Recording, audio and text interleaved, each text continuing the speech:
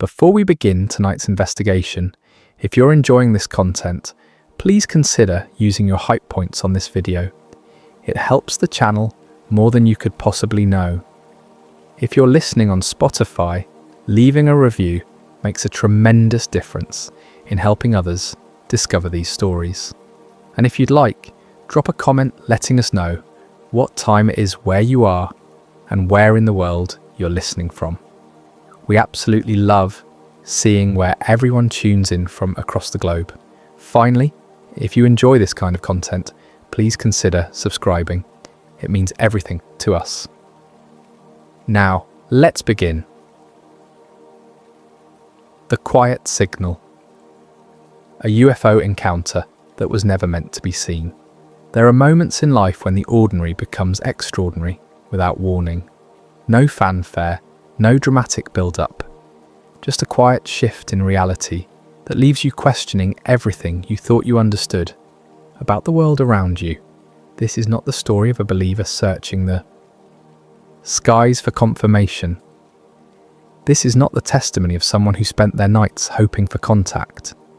This is the account of someone who experienced something impossible during the most mundane moment of their life, in a place where nothing unusual was supposed to happen.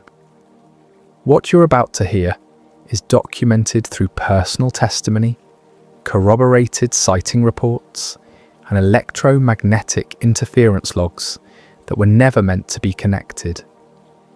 This is the story of an encounter that arrived without sound, departed without explanation, and left behind only questions that refuse to fade.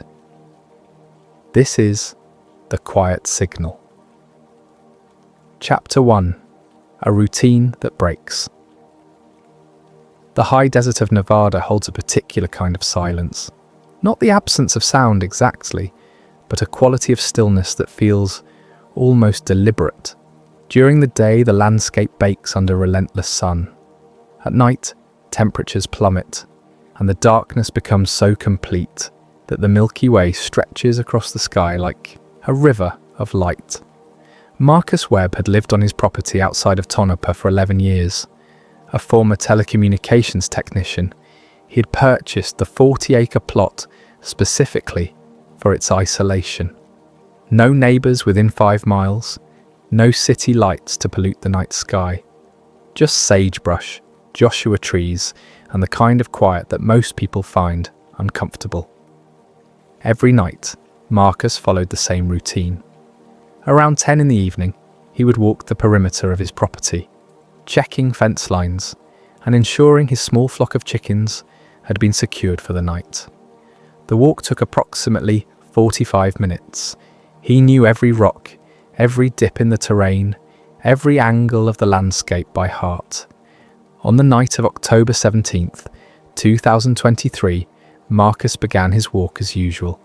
The temperature had dropped to the mid-40s. Clear sky. No moon. The kind of night where you could see satellites crossing overhead like slow-moving stars. He had walked this route hundreds of times. He knew exactly how the starlight would catch on the distant mountains. He knew which parts of the fence needed extra attention. He knew the sounds of the desert at night, the occasional rustle of small animals, the distant cry of coyotes. Everything felt normal. The stars were visible in their usual configurations. Orion rising in the east, the Big Dipper hanging low in the north. Marcus wasn't an astronomy enthusiast, but he knew the sky well enough to notice if something was out of place. He was approximately 20 minutes into his walk when the first change occurred. It was subtle, so subtle that he almost didn't register it. The ambient sound of the desert, the faint whisper of wind through sage, the distant insect chirps, all of it stopped. Not gradually, instantly. Marcus paused mid-step, suddenly aware of the absolute silence surrounding him. He had experienced quiet nights before, but this was different. This was the kind of silence that felt heavy, oppressive, like the air itself had thickened. He stood motionless, listening. Nothing. Then he noticed the second anomaly. The wind had stopped completely.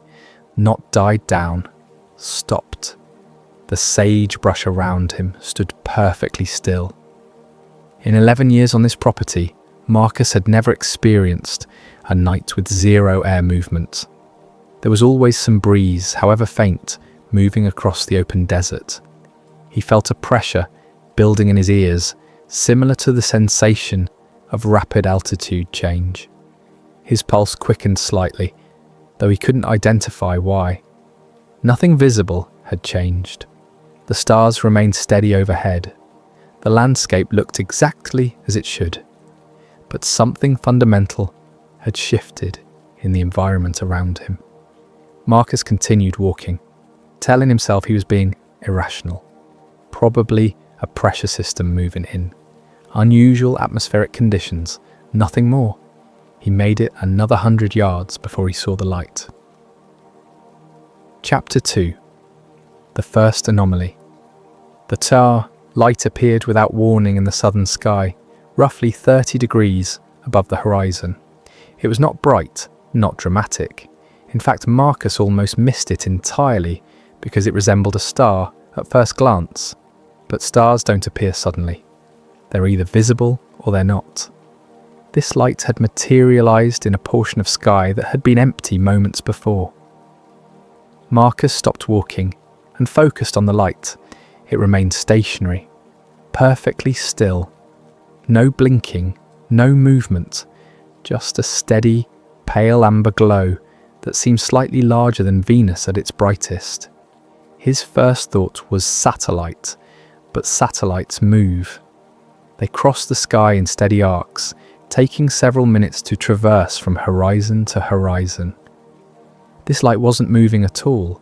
His second thought was aircraft, but there was no sound, no engine noise, no navigation lights. Commercial flights often passed over this region, en route between Las Vegas and points north. He was familiar with how they looked. This wasn't that. Could be a drone, he reasoned. Some kind of high-altitude surveillance platform. The military operated out of several installations in Nevada. Unmanned vehicles were common in the area, but drones made noise. Even at significant altitude, you could hear them, and they typically displayed some kind of lighting pattern to maintain FAA compliance. This light was completely silent. Marcus watched it for what he estimated to be 5 minutes, though he later couldn't be certain. Time had begun to feel strange, elastic. Minutes seemed to compress and expand without warning. The light remained absolutely stationary. Then it moved. Not in the way aircraft move, with smooth transitions and predictable trajectories. This movement was instantaneous.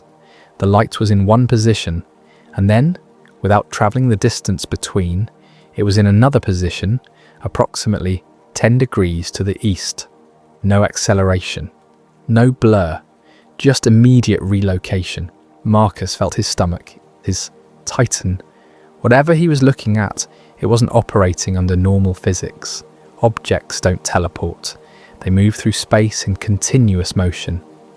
He considered going back to the house, getting his binoculars, maybe his camera, but something stopped him. A strange reluctance to take his eyes off the light, as if looking away might cause him to lose track of it entirely. The pressure in his ears increased. His hands felt cold despite the gloves he was wearing. The light remained in its new position for several more minutes. Then Marcus made a decision that he would later struggle to explain. He started walking directly toward it. Chapter 3. The light responds. Marcus moved south across his property, keeping his eyes fixed on the light. The terrain sloped gently downward, leading toward a dry creek bed that marked the southern boundary of his land. As he walked, the light remained stationary. Then, when he was approximately 50 yards from his starting position, it moved again. Same instantaneous relocation. This time shifting back to the west, maintaining roughly the same distance from his position. Marcus stopped. The light stopped. He took several steps to the left. The light adjusted its position, a subtle shift that seemed to compensate for his movement. It was tracking him. Not aggressively, not in a threatening manner, but deliberately, as if maintaining a specific distance and angle relative to his position. Marcus stood completely still, his mind racing through possibilities. Sophisticated drone, military surveillance, some kind of experimental aircraft using technology he wasn't aware of. None of those explanations felt adequate. He raised his right hand slowly, extending it toward the light. Nothing happened for several seconds. Then the light pulsed once, a brief intensification of its luminosity, lasting perhaps half a second. Marcus lowered his hand. The light returned to its steady glow. He raised his hand again. Another pulse, same duration, same intensity. It was responding to him. Marcus felt a wave of disorientation wash over him. This wasn't random. This wasn't coincidence. Whatever was generating that light was aware of his presence and was reacting to his actions. He began to feel something else. Not fear exactly. More like profound confusion mixed with a strange sense of anticipation.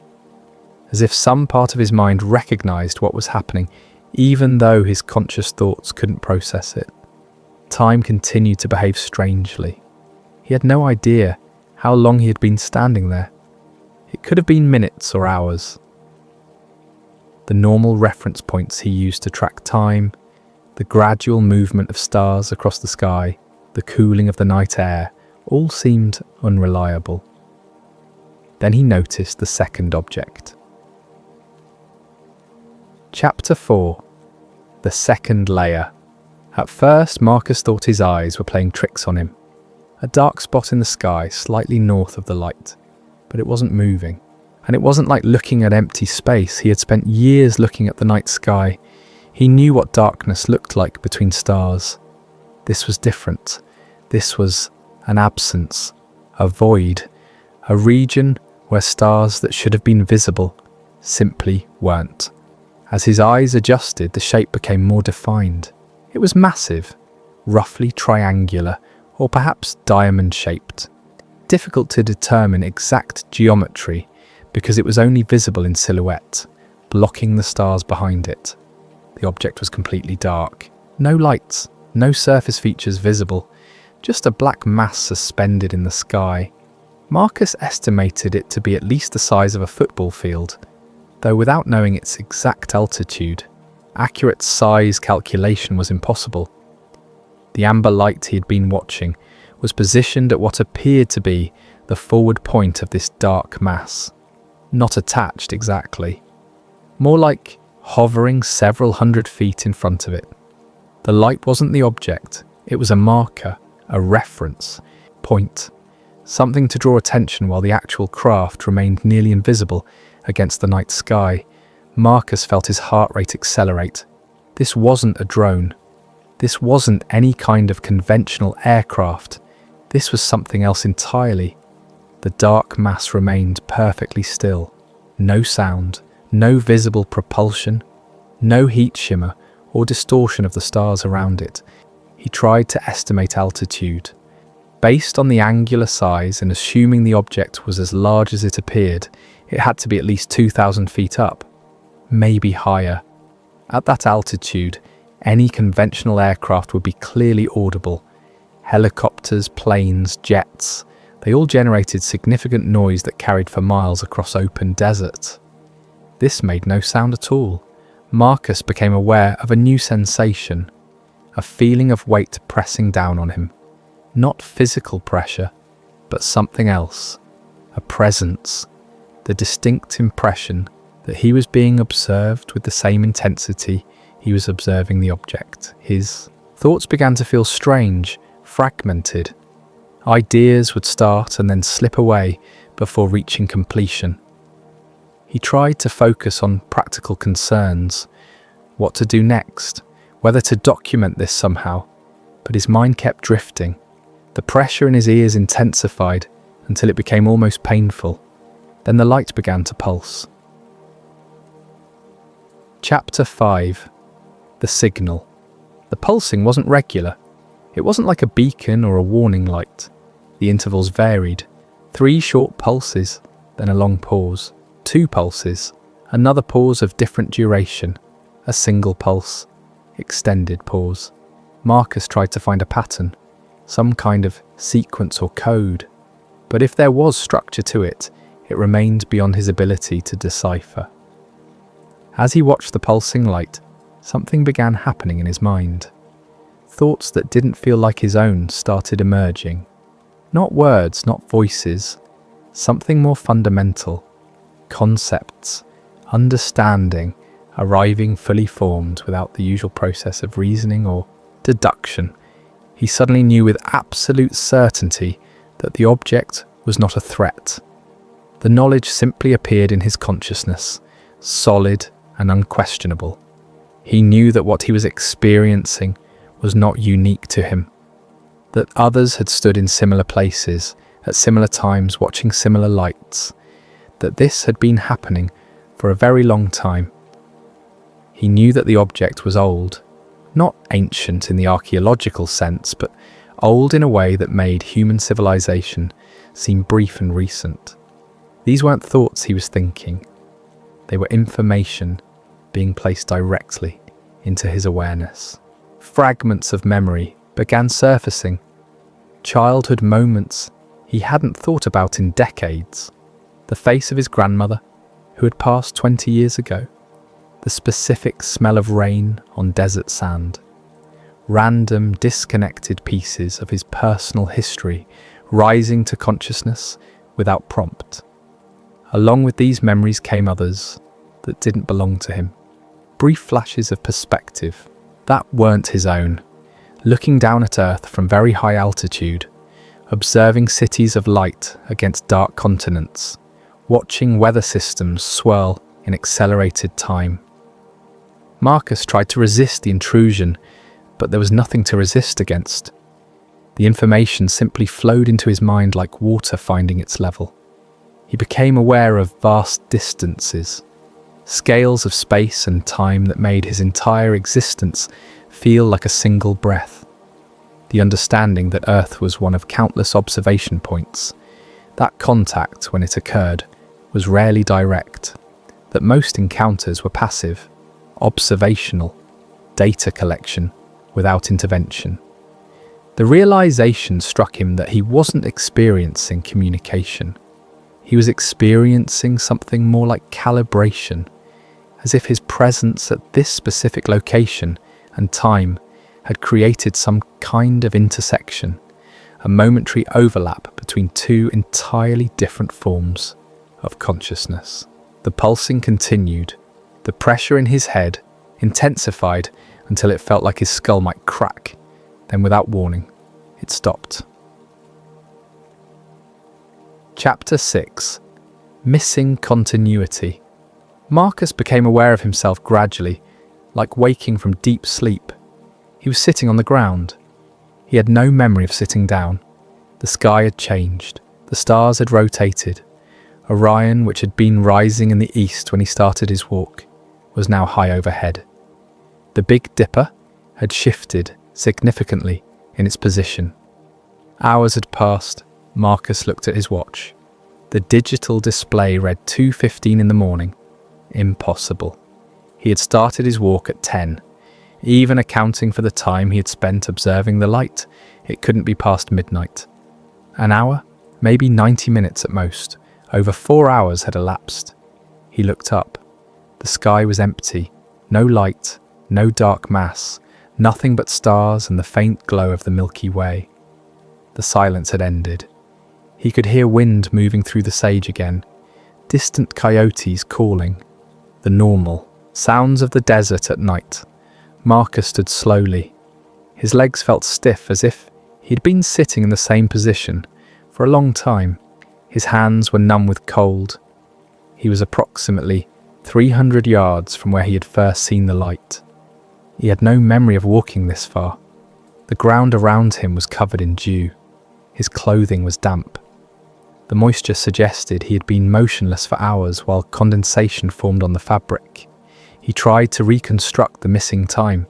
After the pulsing stopped, what happened next? Had he watched the object depart? Had it simply vanished? When did he sit down? Why did he sit down? The memories refused to form. There was a clear before, the period of observation, and the strange information flowing into his mind. And there was a clear after, the moment of regaining awareness, sitting on cold ground. But the transition between those states was gone, erased, a clean gap in continuity. Marcus felt a wave of nausea. He bent forward. Hands on his knees, breathing slowly until the sensation passed. When he straightened up, he noticed something else. His phone was in his hand. He didn't remember taking it out of his pocket. The screen was on, displaying the camera app. According to the timestamp, the app had been active for over 2 hours, but there were no photos in his gallery, no videos. The camera had been running, aimed at nothing, saving nothing. Marcus turned off the phone and put it back in his pocket. He began walking back toward his house, moving carefully across the uneven terrain. Every few steps he would stop and look up, scanning the sky for any sign of the light or the dark mass. Nothing, just stars and empty space. By the time he reached his house, the eastern horizon was beginning to show the first pale hints of dawn. He had lost an entire night. Chapter 7. The After Effects. Marcus spent the following day in a state of exhausted confusion. He had slept for perhaps 2 hours, fitful and interrupted by dreams he couldn't quite remember upon waking. He tried to approach the experience rationally. He sat at his kitchen table with a notebook and attempted to document everything he could recall. The timeline, the observations, the sensations. But when he tried to describe the period when information had been flowing into his mind, he found the memories slippery, like trying to remember a dream that fades the moment you try to articulate it. He knew things had been communicated. He knew he had understood something profound, but the specific content refused to solidify into language. Over the next several days, Marcus noticed other changes. His digital watch stopped working. The display would glitch, showing impossible times or strings of random numbers. He replaced the battery twice before finally accepting the device was malfunctioning beyond repair. His laptop experienced similar issues. Random crashes, programs opening on their own, the Wi-Fi connection dropping repeatedly, despite his router showing full functionality. The problems were brief, lasting only about a week before electronic devices began functioning normally again. But during that period, technology seemed unreliable in ways that defied simple explanation. His sleep became irregular. Not insomnia exactly, but a disruption of his normal patterns. He would feel exhausted at odd hours, wide awake when he should have been tired. His circadian rhythm had been knocked off balance. Certain sounds began causing strong reactions. The hum of electrical transformers, the specific frequency of wind moving across power lines, high-pitched tones at the edge of hearing. These sounds would trigger brief moments of vertigo and the sensation of being watched. Marcus told no one about the encounter, not because he feared ridicule. He had lived long enough to be indifferent to others' opinions, but because discussing it felt wrong somehow, like talking about it would diminish the experience or invite attention he didn't want. There was also the matter of what he would say. How do you describe missing time? How do you explain knowledge that appeared in your mind without source? How do you convey the certainty that you were observed by something utterly foreign to human experience? He continued his nightly walks, following the same route. Part of him hoped for a repeat encounter. Part of him dreaded it. The sky remained normal. Stars, satellites, occasional aircraft with their blinking navigation lights. Nothing unusual appeared, but the sense remained that something unfinished had occurred. as if the encounter on October 17th had been an introduction, not a conclusion. 3 weeks passed before Marcus discovered he wasn't alone in what he had experienced. Chapter 8: Subtle Confirmations. Marcus made the discovery by accident.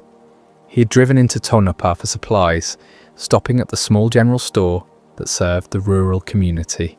While waiting in line, he overheard 2 local ranchers talking. One was describing interference with his radio equipment. Multiple nights over the past month, strange patterns of static that would last for hours and then suddenly stop. The other mentioned his wife had seen unusual lights south of their property. Wouldn't talk much about it. Seemed disturbed by the experience. Marcus didn't interrupt the conversation, but afterward, he began paying attention to local talk with new interest. A comment from a gas station attendant about her dog refusing to go outside for 3 nights straight, just standing at the door and whining. A mention in the local weekly newspaper about residents reporting power fluctuations and electronic interference during the 2nd week of October.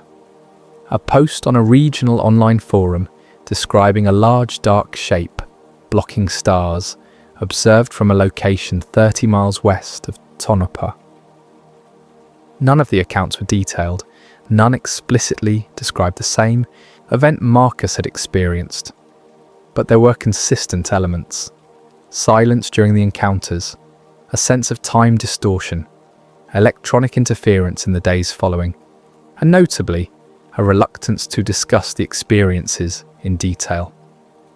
Marcus began researching historical reports from the area.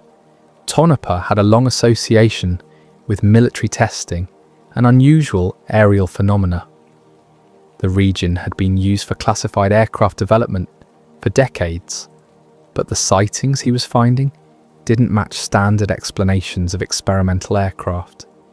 The descriptions were too consistent across too many years.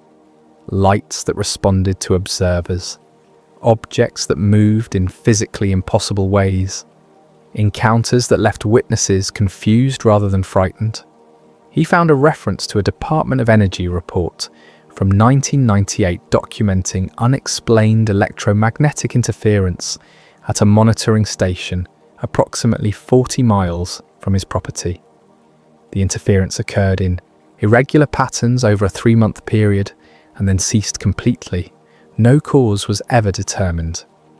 He found testimony from a former air traffic controller describing radar contacts that would appear and disappear without explanation.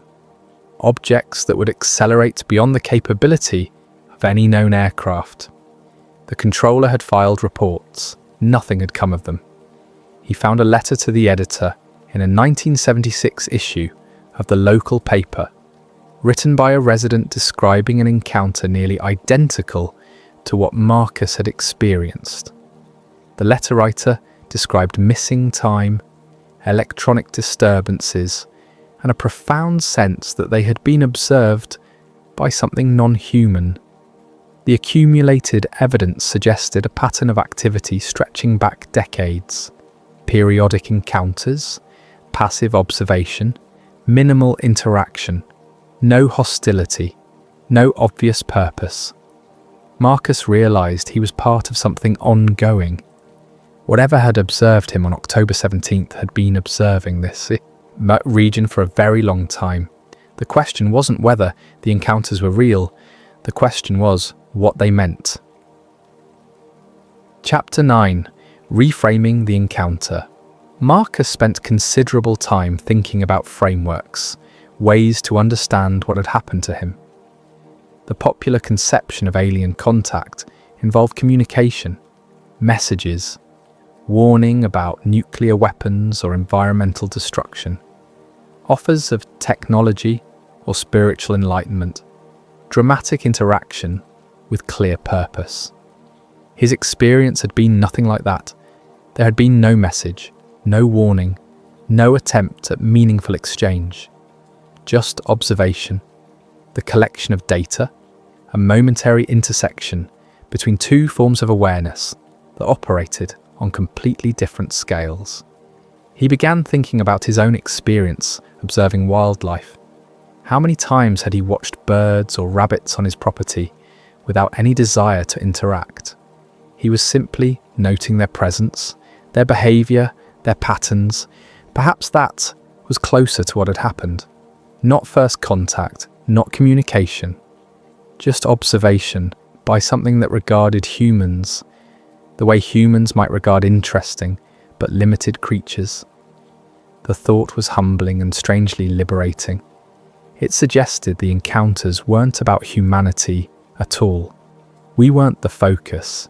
We were simply part of the landscape being observed. The information that had flowed into his mind during the encounter, the sense of vast distances and ancient perspectives, supported this interpretation. Whatever had observed him existed on scales of time and space that made human concerns essentially irrelevant. They weren't here to save us or destroy us or guide us. They were here to watch, to document, to collect data from countless worlds across spans of time humans couldn't comprehend. Most encounters, Marcus now believed, were probably passive.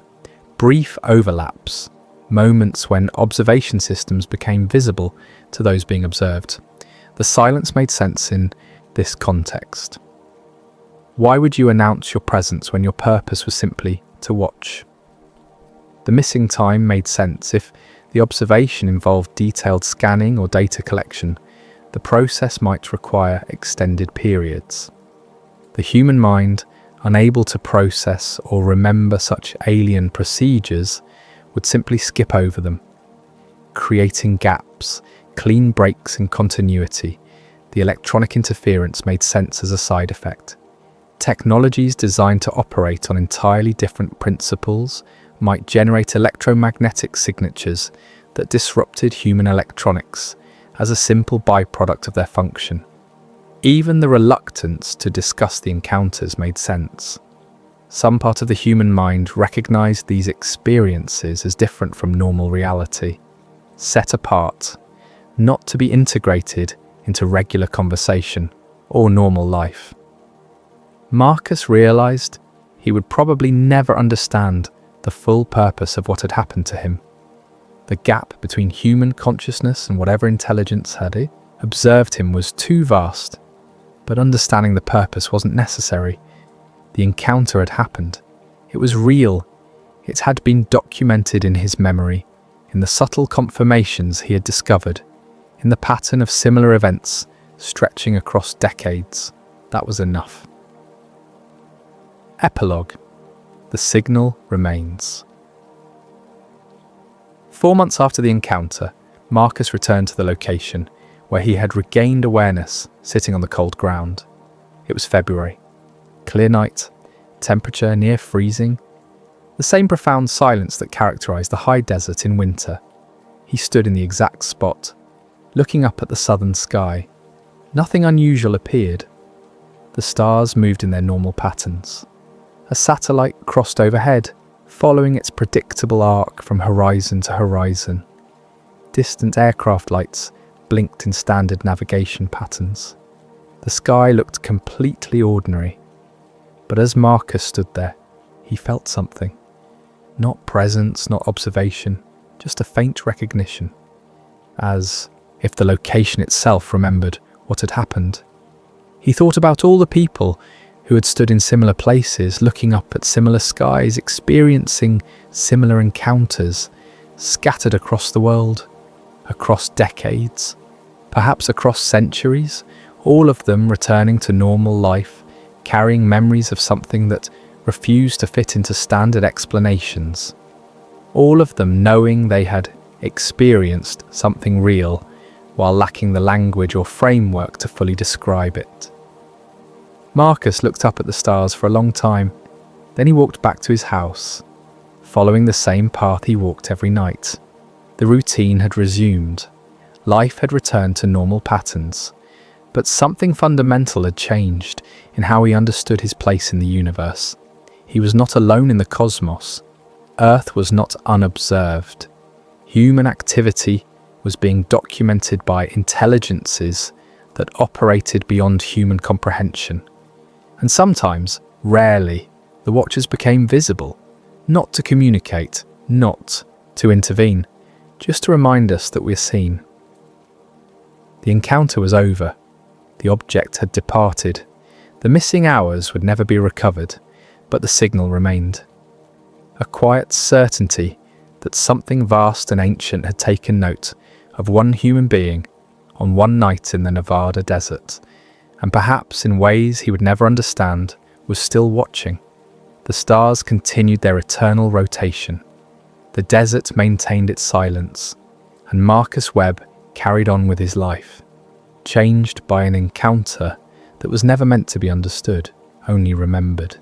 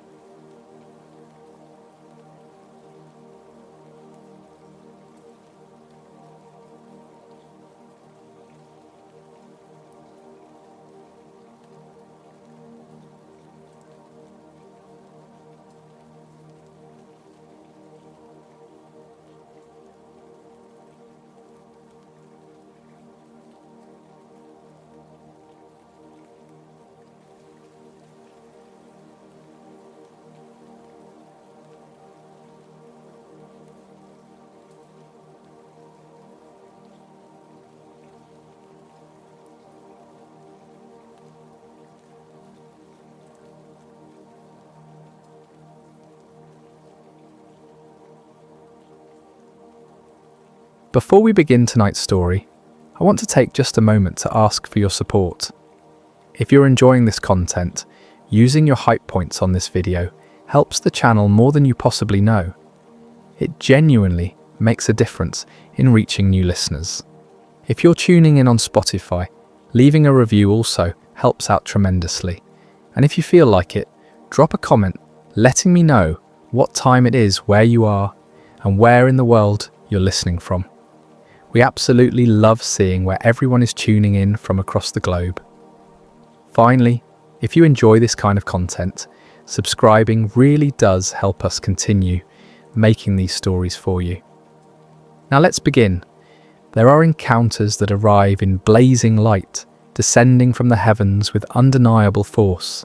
Ships hovering over cities, beings stepping from crafts into clearings, moments that shatter reality and demand acknowledgement. This is not that kind of story. This is about the signal that came quietly. The one that understood silence. The one that knew exactly when to appear and, more importantly, when to hide. This is about the night shift nobody talks about. The data nobody was supposed to notice. And the growing certainty that observation itself might be the only form of contact we were ever meant to have. Because not all encounters arrive in the sky, some arrive through data. Chapter 1. A routine. Anomaly. The surveillance data processing facility outside Tonopah, Nevada, was designed with a singular purpose: to be unremarkable. The building itself looked like a standard industrial warehouse from the highway, complete with faded paint and a gravel parking lot that suggested decades of benign neglect. The only hint of its actual function was the fence, a 12-foot chain-link barrier topped with 3 strands of barbed wire and cameras positioned at precise intervals. Inside, the work was equally designed to fade into background noise. My name is Marcus Webb, and for 3 years, I worked the overnight data monitoring shift. Midnight to 8 in the morning, 5 nights a week. The job description made it sound technical and important. Real-time analysis of atmospheric monitoring data for anomalous patterns. In reality, it meant watching screens full of waveforms and numerical readouts, while the automated systems did the actual work. The facility processed data from various monitoring stations scattered across the southwest: seismic sensors, atmospheric sampling equipment, radiation detectors, and electromagnetic monitoring arrays. Most of it fed into national databases that tracked everything from weapons testing to geological activity. My job was to babysit the pipeline and flag anything the automated filters might miss. They designed the work to be boring. Most nights, nothing happened. The first anomaly appeared on a Tuesday in late September. The timestamp read 0247 when I noticed the irregularity in the electromagnetic monitoring feed from Station Delta 7, a remote installation about 40 miles northwest of the facility. It was subtle, a spike in the lower radio frequencies, slightly outside the expected range, but well within normal variance. The kind of thing that could be atmospheric interference, a passing aircraft, or a hiccup in the equipment itself. The automated system logged it, but didn't flag it. No alarms, no alerts. I watched the waveform for about 90 seconds.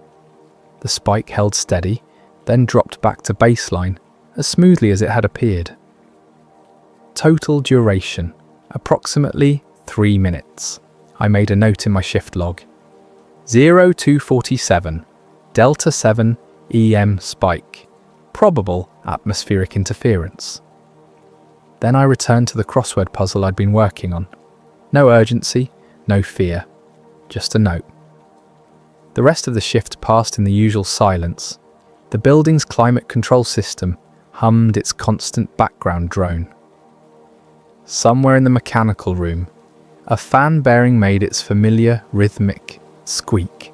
Through the reinforced windows, I could see nothing but darkness and the distant glow of Henderson on the horizon. I went home at 8, slept through the afternoon, and returned that night expecting more of the same. For the next week, the feeds remained unremarkable. I settled back into the rhythm of the work. Arrive, check the previous shift's logs, monitor the screens, fill the empty hours with podcasts and reading. The facility employed 6 overnight monitors across different shifts. We rarely saw each other, communicating mainly through handwritten notes and the digital shift logs. On the following Wednesday, 10 days after the initial spike, it happened again. 0241, Station Delta 7. Same frequency range, same smooth onset and decline, same approximate 3-minute duration. I leaned closer to my monitor, pulling up the detailed spectrographic analysis. The signature was nearly identical to the first occurrence. Not exactly the same.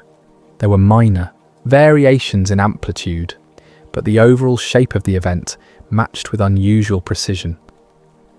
Natural interference doesn't repeat like that. Weather patterns, solar activity, atmospheric conditions, they create similar effects, but never with this kind of consistency. Each occurrence of natural phenomena has its own character, its own irregularities. This looked more like a recording being played twice. I pulled up the archived data from the first spike and placed the two events side by side. The correlation was remarkable. Whoever reviewed this data later might dismiss it as the same type of interference recurring under similar conditions. But the similarity troubled me. I expanded my search, pulling data from the surrounding stations. Delta 5 and Delta 9, the nearest installations to Delta 7, showed nothing unusual during either event. Whatever generated the signal was localized, affecting only one monitoring point. For the first time, I felt a whisper of unease. I updated my log. 0241, Delta 7 EM spike, similar to event from 10 days prior.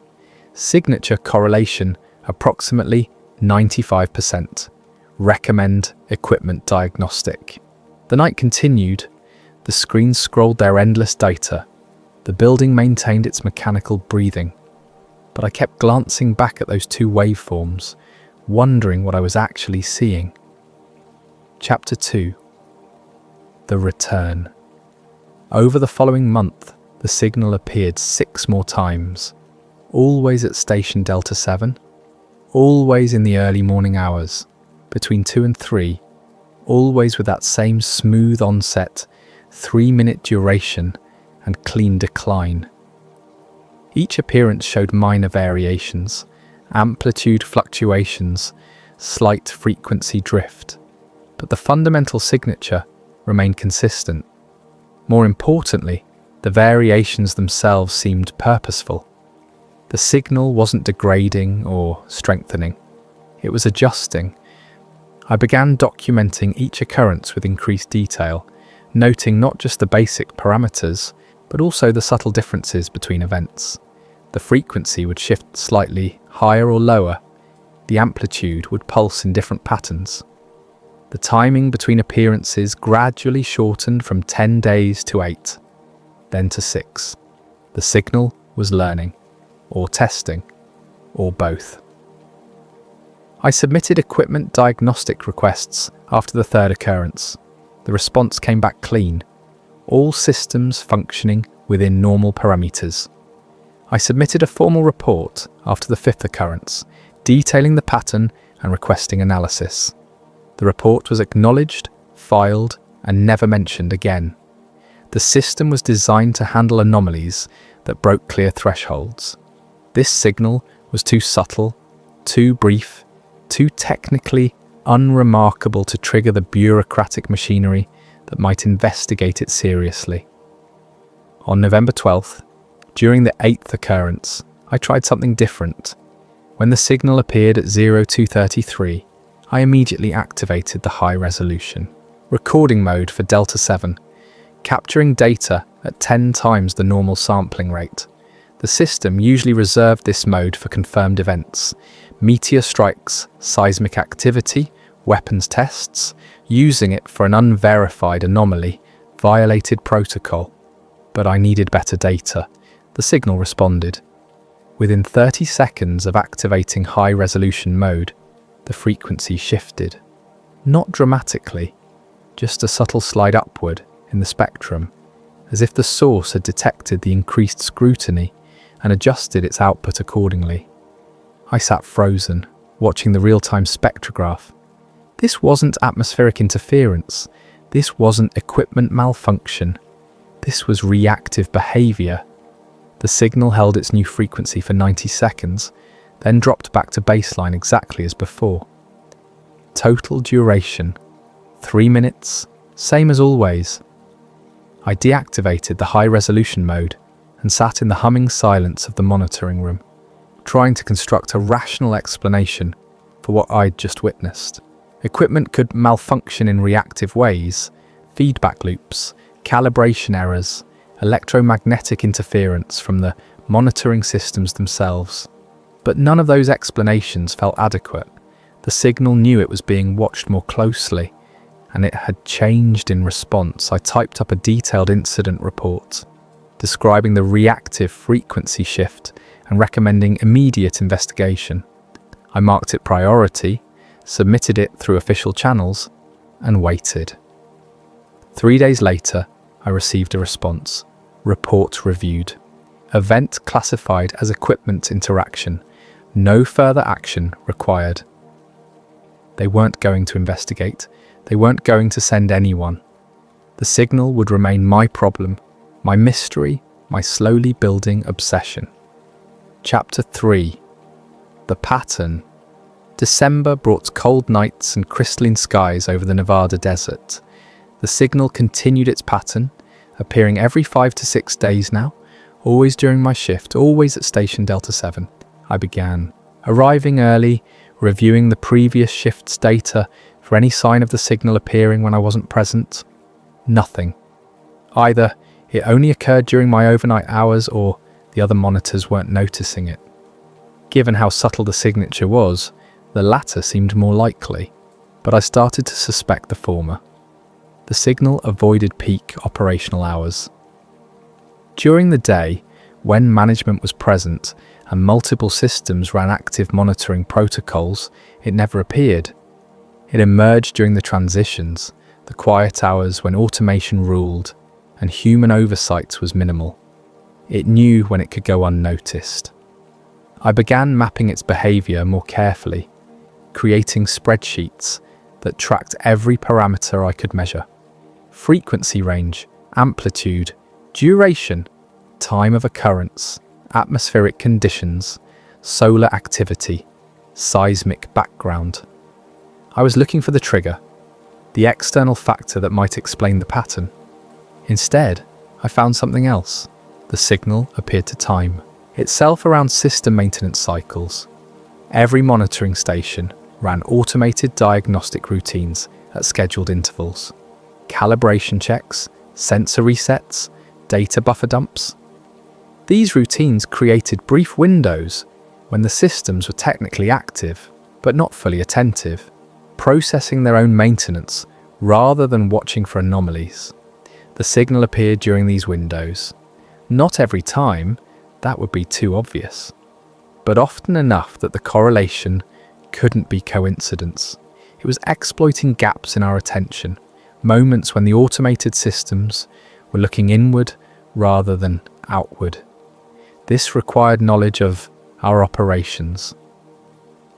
On December 19th, I decided to break protocol more seriously. I'd been documenting the signal for nearly 3 months. I had data, patterns, analysis, but I had no one to share it with who would take it seriously. During my lunch break, a lonely hour spent in the facility's break room at 4 a.m, I drafted an email to the National Radio Astronomy Observatory. I described the signal in technical terms, omitted any mention of its reactive behaviour, and framed it as a potential astronomical phenomenon that our equipment had detected. I sent it from my personal email address, carefully separating it from my official capacity. The response came 2 days later. Thank you for your interest, but without precise coordinates and continuous monitoring data, they couldn't prioritize investigation. They received hundreds of similar reports annually. Most were interference, equipment errors, or misidentified natural phenomena. I was on my own. The signal appeared again on December 22nd at 0251.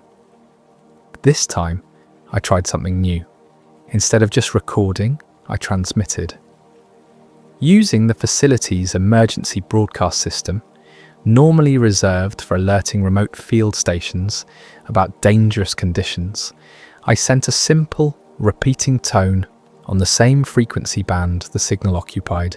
3 short pulses, a pause, 3 more pulses, the universal pattern of intelligent communication. The response was immediate and unsettling. The signal stopped. For exactly 60 seconds, the electromagnetic spectrum went completely silent. Not just the anomalous signal, everything in that frequency range disappeared as if something had muted the entire channel. Then the signal returned but altered. The frequency had shifted dramatically, moving to a band 3 MHz higher. The amplitude had doubled, and the waveform had changed from a smooth curve to a complex, modulated pattern. It was no longer hiding, it was demonstrating.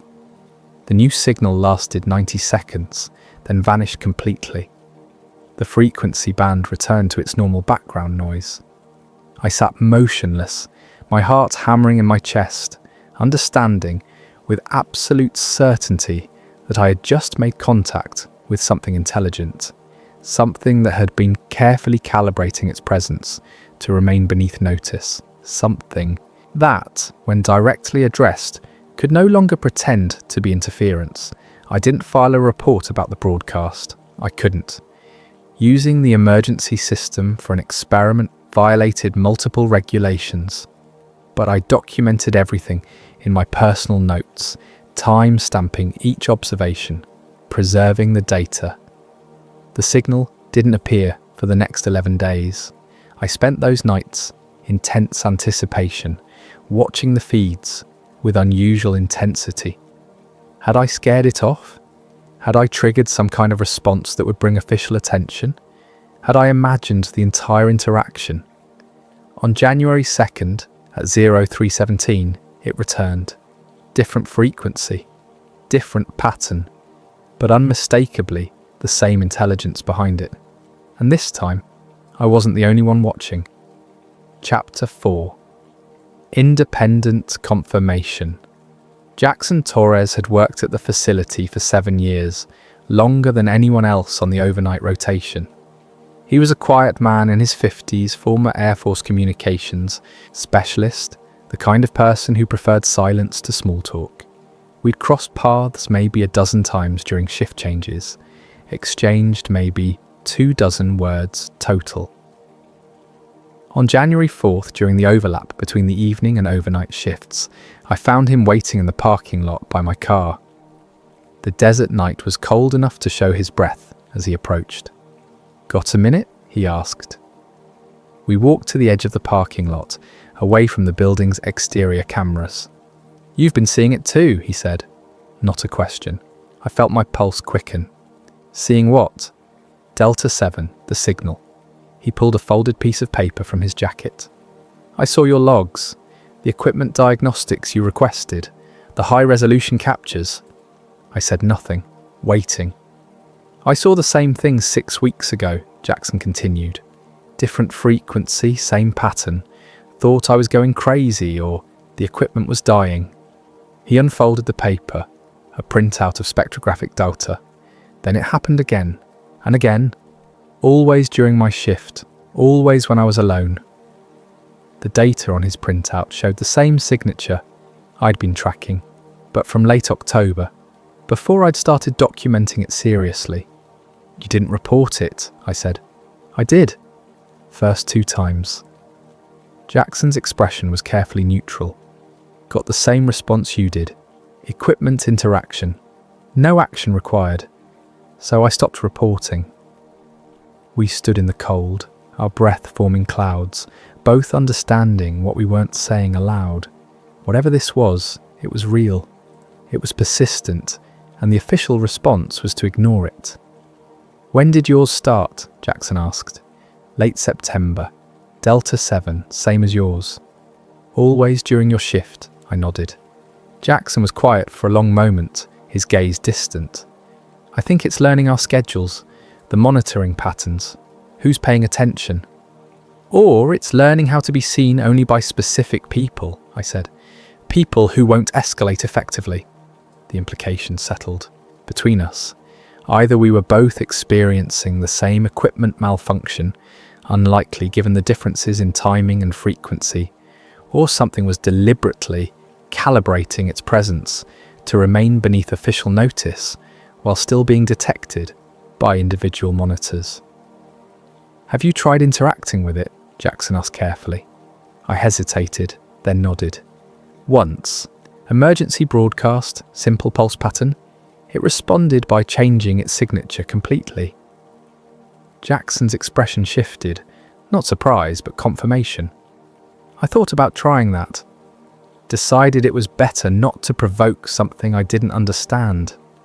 Probably smarter than what I did. Maybe," Jackson refolded his printout.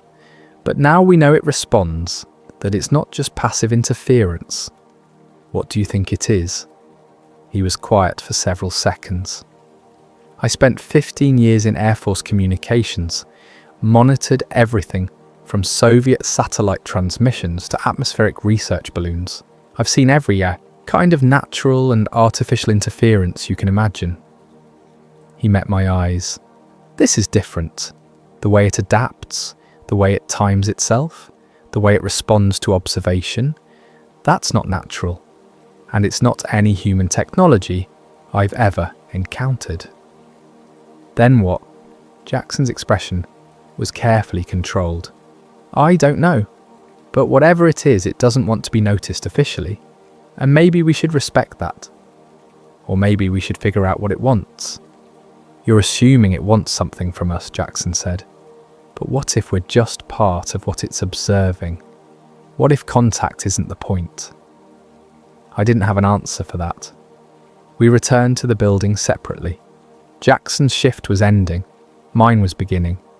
As I settled into the monitoring station, I pulled up the Delta 7 feeds and waited.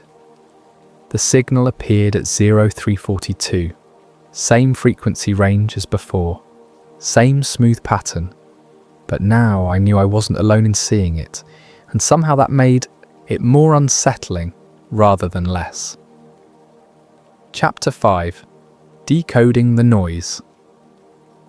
For the next 3 weeks, Jackson and I met irregularly during shift changes, comparing notes and sharing data.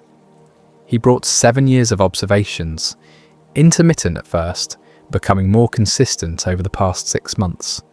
I contributed my detailed documentation and the results of my broadcast experiment. Together, we began to see the larger pattern. The signal wasn't random in its appearances. It followed a progression, each occurrence building on the previous one. Early detections were simple, single frequency spikes that could easily be dismissed as interference. Over time, they grew more complex. Multi-frequency patterns, modulated waveforms, structured pulses. It was teaching us to recognize it, or teaching itself to communicate in ways we might understand. I began attempting basic analysis during my shifts, running the signal through pattern recognition software designed for SETI research. The results were frustrating. The signal wasn't language, at least not language as we understood it. It wasn't mathematical sequences. It wasn't any of the hypothetical formats scientists had imagined for extraterrestrial communication. But it wasn't random either. The structure was too consistent, too deliberately crafted. Each appearance contained internal patterns, repeating elements, hierarchical organization, recursive structures. It resembled data compression or executable code more than a message. On January 28th, I made a discovery that changed everything. I'd been running correlation analysis between the signal's appearance and various environmental factors, still looking for the external trigger. Instead, I found something internal. The signal responded to observation. Not metaphorically, literally. When I actively monitored the Delta 7 feeds, watching the real-time displays, the signal would appear within 30 minutes approximately 70% of the time.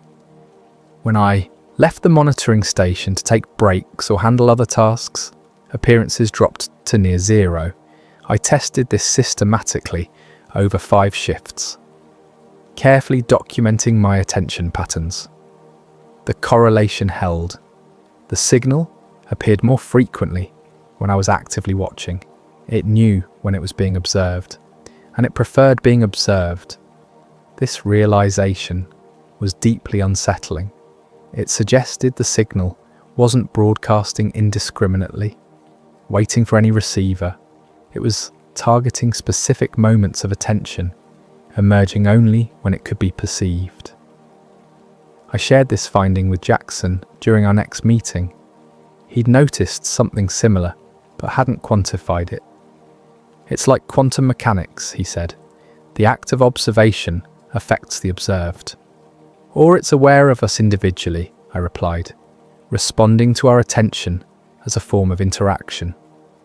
Either way, it implies intelligence, awareness.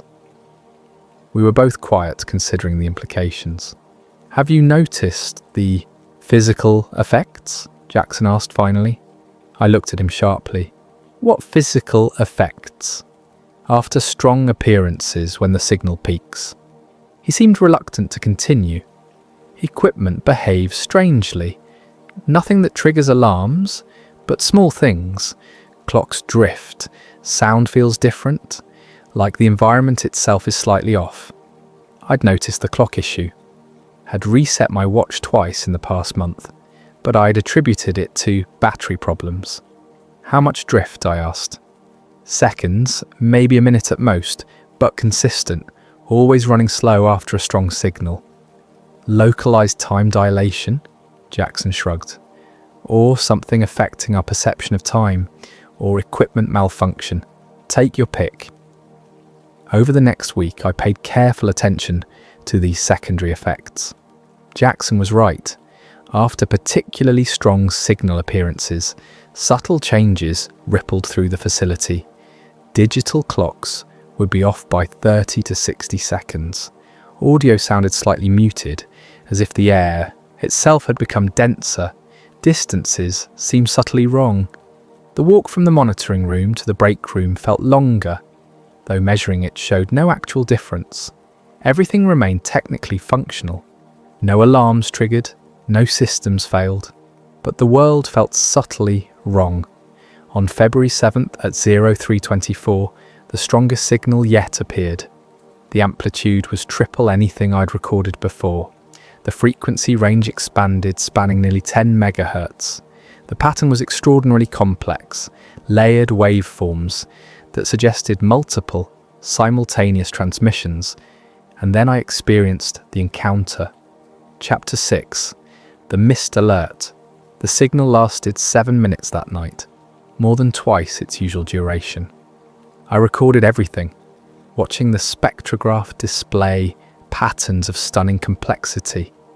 Whatever was transmitting was demonstrating capability, showing us the full range of what it could do.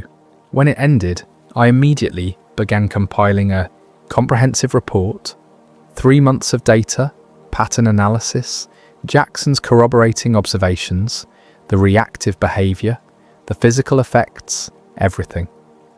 I submitted it through official channels at 0513, marked urgent, requesting immediate analysis and possible escalation to, I wasn't even sure who, whatever authority handled unexplained electromagnetic phenomena. The automated acknowledgement came back within seconds. Report received.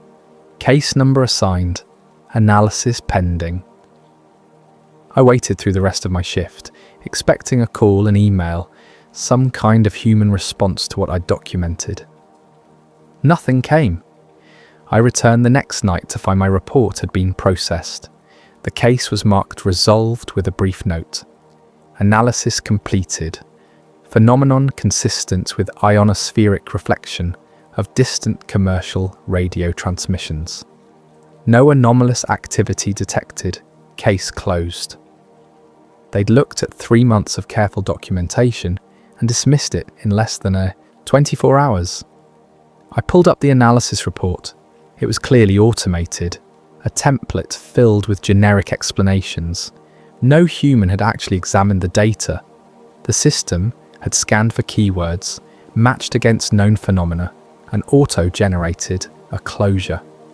The bureaucracy was designed to process genuine anomalies, but only if they exceeded certain clear thresholds. What I'd documented was too subtle, too strange, too far outside normal categories. The system literally couldn't process it, so it defaulted to the closest match and closed the case. I sat staring at the screen, understanding with absolute clarity. The system was designed to dismiss anomalies that did not break explicit rules. The signal was exploiting this intentionally.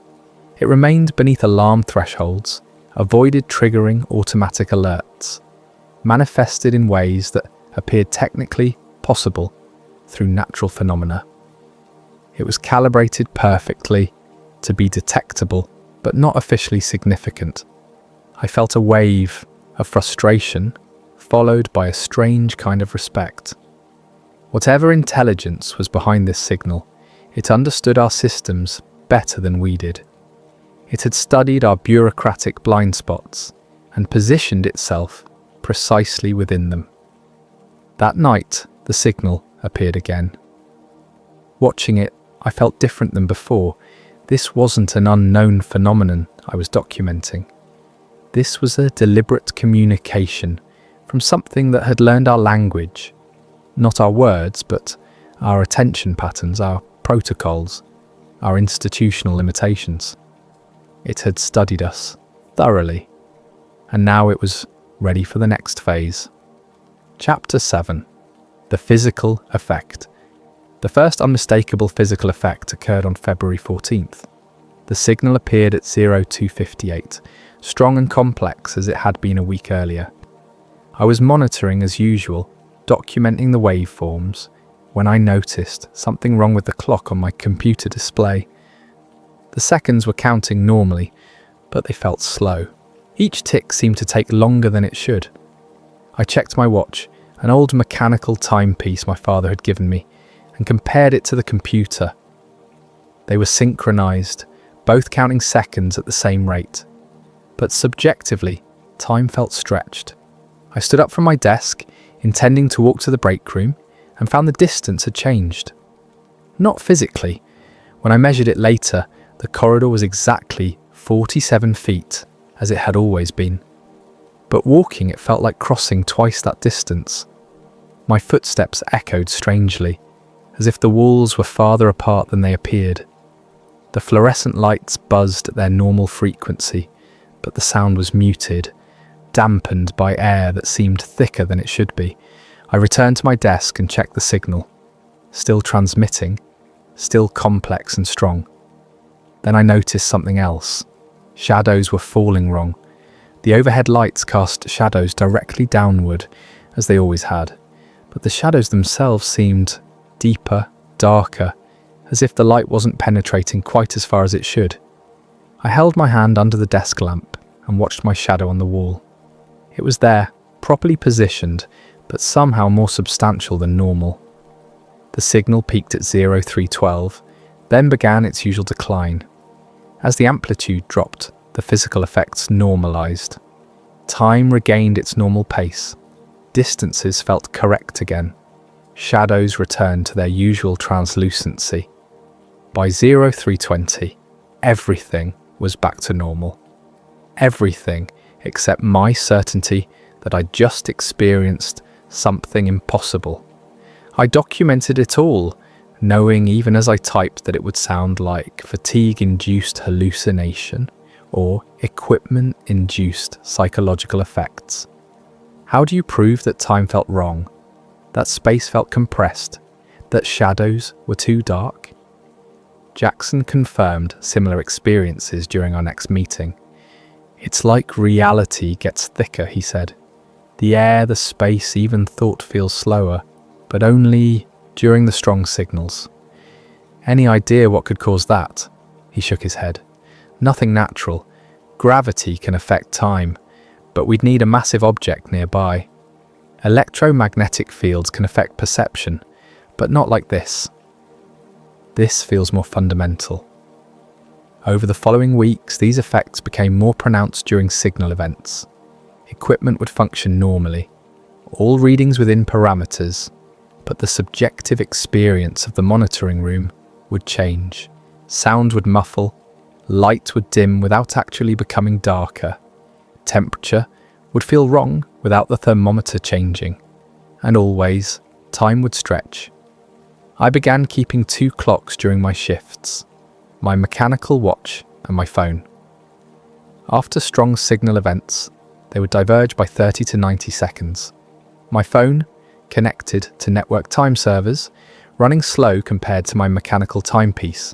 Something was affecting digital timekeeping specifically, or affecting the fundamental relationship between electromagnetic systems and time itself.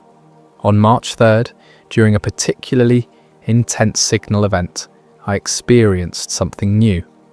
Chapter 8. The encounter without seeing. The signal began normally at 0307. Strong amplitude, complex patterns, exactly as I'd come to expect. I was documenting as usual when the physical effects started. Time stretched, space compressed, and then something else happened. My perception lagged. I would think about reaching for my coffee cup, and a moment later realise I'd already done it. I would turn to look at a monitor and find myself already facing it, with no memory of the motion between. Thought and action were becoming disconnected, as if the signal that normally travelled from intention to execution was being delayed or rerouted. I stood up, trying to ground myself in physical reality, and felt the room shift, not physically. The walls remained where they were, the equipment in place, the lights burning steadily overhead, but space itself felt compressed, folded in ways that 3 dimensions couldn't properly contain. I walked toward the break room and found myself there without experiencing the journey. One moment I was at my desk, the next I was standing by the coffee maker, with no sensation of the steps between. Panic started rising in my chest. This was beyond perception effects. This was reality itself becoming unreliable. I turned to head back to my desk and stopped. There was something in the monitoring room, not visible, not audible, not detectable by any sense I could name, but it was there with absolute certainty. Presence, pure, undeniable presence. I stood frozen in the doorway, every instinct screaming that I was not alone. The monitoring room, familiar after 3 years of overnight shifts, felt occupied by something vast, something that existed in more dimensions than I could perceive, pressing against the limited 3-dimensional space we called reality. It wasn't threatening, it wasn't communicating, it was simply there, observing, processing, existing in a way that my brain struggled to categorize. I don't know how long I stood there. Time had become meaningless. Could have been seconds, could have been minutes. Then it was gone. The presence lifted as smoothly as it had arrived. Space resumed its normal dimensions. Time reacquired its familiar flow. I found myself back at my desk, with no clear memory of returning, my hands on the keyboard, the monitoring screens showing normal background levels. The signal had ended. I checked my watch against my phone. Divergence, 2 minutes and 37 seconds. I checked the timestamp on my last log entry, 0309. My mechanical watch read 0321. I had lost 12 minutes, or experienced 12 minutes in a compressed time frame, or something else entirely that human language lacked words to describe. I sat shaking, understanding with perfect clarity that I'd just experienced an encounter, not communication, not contact in any conventional sense, simply the proximity of something so fundamentally different from human consciousness that our overlap created distortions in the basic fabric of perceived reality. There was no visible entity, no communication, just the certainty of presence. And now it was gone, leaving me alone in the humming silence of the monitoring room, trying to reconcile what I'd experienced with any framework of understanding I possessed. I didn't log this encounter officially. I couldn't. How do you file a report about experiencing something that left no physical evidence beyond a divergence in timekeeping? But I documented everything in my personal notes, preserving every detail while the memory was fresh, and I waited to see if it would happen again. Chapter 9. The Global Echo. It didn't happen again. Not to me. The signal continued appearing during my shifts, but the intense physical effects from March 3rd never occurred. The presence I'd felt never returned. Whatever had manifested that night had completed its observation and moved on. But Jackson reported a similar experience 2 weeks later. Then a week after that, a monitor from a different facility entirely. In late March, I began searching online for reports of similar phenomena. I was careful, using generic search terms, looking for patterns rather than specific events. What I found was concerning. Over the past 6 months, at least 17 different monitoring stations across the southwest had documented unexplained electromagnetic anomalies. Different facilities, different agencies, different monitoring purposes, seismological research, atmospheric studies, communications arrays, defense installations. Same pattern, same timing, same careful calibration to remain beneath official notice. None of the reports were publicly acknowledged. None triggered formal investigations. Each was logged, categorized as equipment interference or natural phenomena, and quietly filed away. But the timing told a story. The anomalies had begun appearing at different facilities in a spreading pattern, originating from somewhere in central Nevada and radiating outward over the course of a year. Each facility experienced the progression I documented. Simple signals at first, growing more complex, eventually producing the physical effects and presence experiences. Something was methodically visiting monitoring stations across the region, interacting with them one by one, learning from each encounter before moving to the next. We weren't the target of contact. We were part of a much larger survey. On April 9th, Jackson found me in the parking lot again, his expression grim. "They're shutting down Delta 7, he said, without preamble. I felt my stomach drop. What? Scheduled for decommission in 2 weeks, budget reallocation. The official reason is redundancy. Delta 5 and Delta 9 supposedly provide sufficient coverage. He handed me a printout of the official notice, but the timing is interesting. I scanned the document. Standard bureaucratic language, nothing suggesting the real reason. They know, I said quietly. Maybe. Or maybe Delta 7 has served its purpose. The signal hasn't appeared there in 11 days. He was right. I'd noticed the absence but had attributed it to random variation in the pattern. It's moved on, Jackson continued. Whatever it was studying at Delta 7, it's finished. And now they're closing the station. To hide the evidence? Or because there's nothing left to monitor? Jackson's expression was carefully neutral. I've been tracking the pattern across facilities. Every station that's experienced sustained contact goes offline within 6 months, sometimes decommissioned, sometimes relocated, sometimes just quietly shut down with minimal explanation. Someone knows what's happening.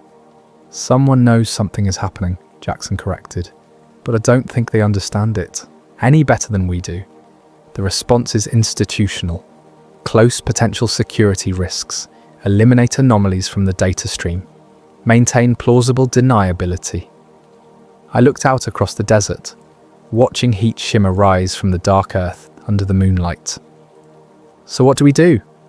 We keep watching, Jackson said.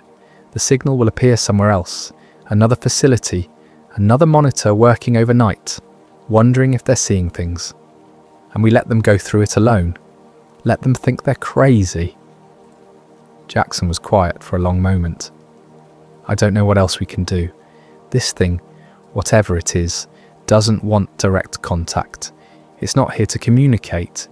It's here to observe, to map, to study. We're part of the environment it's cataloguing. Then what was the point of the encounter? The presence? Maybe checking if we could perceive it, testing the limits of human awareness. Jackson met my eyes.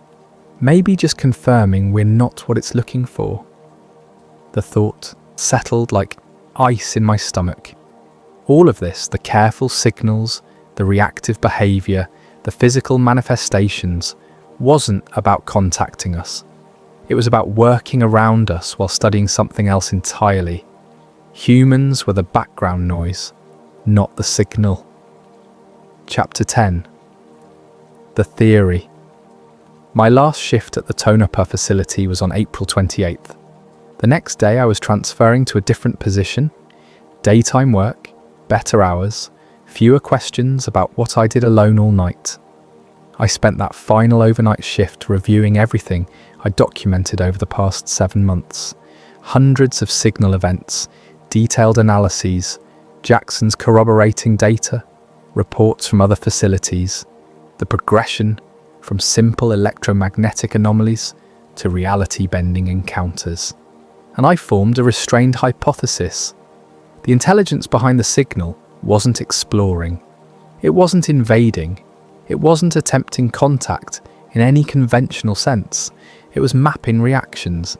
Every appearance of the signal was a probe, testing how our monitoring systems responded, how human attention worked, how the fabric of local space-time could be manipulated without triggering catastrophic effects or official alarm. We were part of the environment it was cataloguing, no different from the electromagnetic spectrum, the geological substrate, the atmospheric composition. Interesting, perhaps, worth studying, but not the focus. The focus was Earth itself, or something about Earth's properties that we couldn't perceive. The signals weren't messages, they were tools, instruments being calibrated to measure or manipulate something beyond our awareness. The physical effects, time dilation, spatial compression, the sensation of presence were side effects of the measurement process.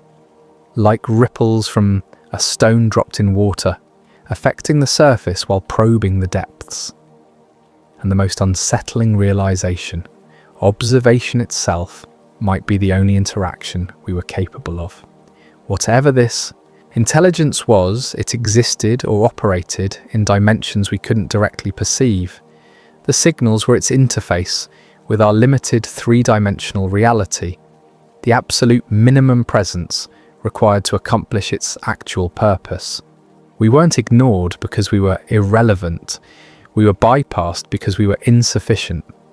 The signal had learned everything it needed to know about human perception, about our monitoring systems, about the bureaucratic structures that governed our institutions. It had catalogued our attention patterns, our limitations, our blind spots. And now it could work undetected, conducting whatever survey or study or operation it had actually come here to perform. The encounters would continue, I was certain of that. Other facilities, other monitors, other people working overnight shifts would see the signals and wonder if they were going crazy. Some would report it. Most reports would be dismissed. A few might escalate, only to be quietly resolved with plausible explanations. And somewhere beyond our perception, beyond our instruments, beyond our capacity to interfere or even fully recognize, the actual work would continue. I submitted my final shift log at 07:45. All systems normal, no anomalies detected. It was technically true. The signal hadn't appeared that night. Or maybe it had, just in a way I could no longer recognize. Epilogue. Still listening. I left the Tonopah facility on a bright April morning, driving east toward Henderson with the desert spreading endlessly in all directions. In my rear-view mirror, the monitoring station shrank to insignificance, just another anonymous building in a landscape full of secrets. Jackson stayed on. He's still there now, as far as I know, working the overnight shifts, watching the feeds. We email occasionally, carefully worded messages about nothing in particular, but I know he's still listening, still watching for the signal. The last time we spoke, he mentioned that Delta 7 had been decommissioned on schedule, the equipment removed, the station closed, all records archived. Officially, it never experienced anything unusual beyond routine atmospheric interference, but Delta 9 started showing anomalies 2 weeks later. Same pattern, different frequency, learning, adapting, continuing the survey. I sometimes wonder what they were found, what aspect of Earth or reality or dimensional space they were mapping with such methodical precision. What purpose drove them to manifest in our electromagnetic spectrum, to press briefly against the boundaries of our perception, to catalogue our responses before moving on. I wonder if they're still here, still studying, still observing, still operating in the spaces between our attention and our awareness. Or maybe they finished their survey, collected their data, moved on to the next world, the next civilization, the next set of environmental parameters that required mapping. Maybe Earth is just one entry in a vast catalogue of worlds, marked and measured and understood in ways we could never recognize. I work daytime hours now, regular schedule, no more overnight monitoring, no more watching waveforms drift across screens while the desert night presses against reinforced windows. But sometimes, late at night when sleep won't come, I pull up the archived data on my personal computer. I review the patterns, the progressions, the careful escalation from invisible to undeniable and back to invisible again. And I think about what Jackson said during our last meeting in the parking lot. If something can learn how not to be seen, how long has it already been here? The signal hasn't returned to any of the facilities I can track. Or maybe it has. Maybe it's learned how to exist in our world without creating ripples in our instruments. Maybe it's completed its calibration and now operates perfectly within our blindness, conducting its survey in a register we cannot detect, studying whatever it came here to study with impunity. Maybe observation itself was never the interaction. Maybe the interaction was what happened after we stopped being able to observe.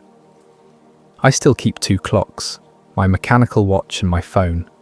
I check them against each other regularly, looking for divergence, for that telltale drift that would indicate something nearby affecting digital timekeeping.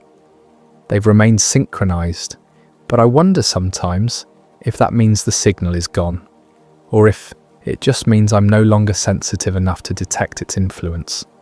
If, having mapped my perceptual limits during those months in Tonopah, it now knows exactly how to manifest without disturbing them. The night shift goes on at facilities across the southwest. Different monitors watch different screens, logging routine anomalies, filing standard reports. Most see nothing unusual, but somewhere tonight, someone is noticing a signal slightly out of expected range, not strong enough to trigger alarms, appearing once then disappearing. They're logging it as interference, no urgency, no fear, just a note. And the presence in the dark continues its patient work, invisible and undisturbed, mapping reactions and cataloguing responses while we document the shadows of its passing and convince ourselves we've seen nothing remarkable. The signal that wasn't meant for us was never meant to be undetectable. It was meant to teach us the limits of our detection. And now, having learned our boundaries, it operates freely within them.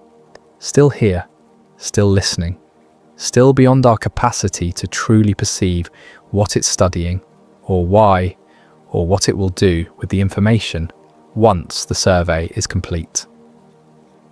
I turn off my computer and check my clocks one more time. Still synchronized, which means either nothing is happening or everything is happening, and I just can't see it anymore. Devil's Hollow, Wyoming. Population 843. The kind of town where everyone knows your name, your parents' names, and probably what you had for breakfast. It sits in a valley surrounded by pine forests and abandoned copper mines. The kind of place that feels like it exists outside of time. In the summer of 1998, that feeling became terrifyingly literal. The town got its name from a legend nobody quite remembered the origin of anymore. Some said it was because of the way wind howled through the valley in winter, creating sounds that the first settlers swore were voices. Others claimed it was named after a prospector who went mad in the mines back in the 1800s, raving about something he'd seen in the deepest shaft before he disappeared. But mostly, people just lived with the name and didn't think too much about it. That was before the blackout, before we learned that some names are warnings. It was a Thursday night in late June when the power went out, not unusual for a rural town with aging infrastructure. What was unusual was everything else that went with it. Jenny Matsuda was working the late shift at the Route 26 diner when it happened. She told me later that she'd been pouring coffee for Travis Burke, the night dispatcher, when every light in the place just died. Not a flicker, not a brownout, just instant, complete darkness. The coffee maker stopped mid-brew. The old Wurlitzer jukebox that had been playing Patsy Cline went silent. Even the exit signs went dark, which shouldn't have been possible. They were supposed to have battery backups. Travis's radio, the one he kept clipped to his belt, went dead mid-transmission. He'd been talking to a trucker passing through, giving directions to the gas station, when the voice just stopped. Static stopped. Everything stopped. The lights didn't flicker. They died. All at once. Every house, every street lamp, the gas station, the diner, everything. But it wasn't just the electricity. Car engines that had been idling suddenly choked and died. The payphone outside the post office went silent mid-conversation. Sharon Murphy had been talking to her sister in Cheyenne, and she said the line didn't disconnect. It just went quiet, like someone had hit a mute button on the entire world. Even battery-powered devices, flashlights, radios, watches stopped working. Old man Henderson's pacemaker stuttered. He felt it skip, felt his heart lurch in his chest, and for 4 minutes and 37 seconds, he genuinely thought he was dying. The device kicked back in just as suddenly as it had failed, but those minutes aged him in ways that had nothing to do with his heart. For exactly 4 minutes and 37 seconds, Devil's Hollow existed in complete silence and darkness. The silence was the worst part. That's what people said afterward. In a rural town, you get used to background noise, the hum of electrical transformers, the distant sound of trucks on the highway, dogs barking, the wind. But this was different. This was the kind of silence that pressed against your eardrums, that made you aware of your own heartbeat, your own breathing. It was a silence that felt deliberate, intentional. Martha Chen, no relation to Tom, despite what people thought, was putting her 3-year-old daughter to bed when the blackout hit. She told the sheriff later that in that darkness, she'd heard her daughter whisper, "Mommy, why did the stars stop singing?" Martha had no idea what that meant. Her daughter couldn't explain it later, but something about those words stuck with all of us when the story got around. Then, just as suddenly, the battery devices came back. Flashlights buzzed to life, their beams cutting through the darkness like searching fingers. Radios crackled with static, watches resumed ticking, but the main power stayed dead, and the cars wouldn't start. People turned keys in ignitions and got nothing. No click, no whine, just silence. It would be 3 days before the town had electricity again. 3 days that would change everything. Marcus Webb was one of the first to notice something stranger than a simple blackout. Marcus ran a ham radio setup from his garage, a hobby he'd maintained since his Air Force days in the early 70s. He'd been stationed in Germany during the Cold War, monitoring Soviet communications, and the habit of listening had never left him. When his equipment came back online, he immediately tried to reach other operators in the region. Casper, Laramie, even Salt Lake if conditions were right. What he got instead was something he'd never heard before in 3 decades of radio operation. Every frequency was flooded. Not with voices or Morse code or even normal static. It was a pattern, rhythmic, pulsing, almost like breathing, followed by short bursts of tones that rose and fell in mathematical precision. And it was everywhere. AM, FM, shortwave, every single frequency was carrying the same signal. Marcus worked his way through the dial, expecting to find gaps, dead zones, something. But no, from the lowest frequencies his equipment could pick up to the highest, the pattern was there. Consistent, unwavering, patient. Marcus recorded it on his old Tascam cassette deck, played it back. The pattern repeated every 43 seconds, always the same, always precise, no variation, no drift. Whatever was generating this signal had accuracy that made atomic clocks look sloppy.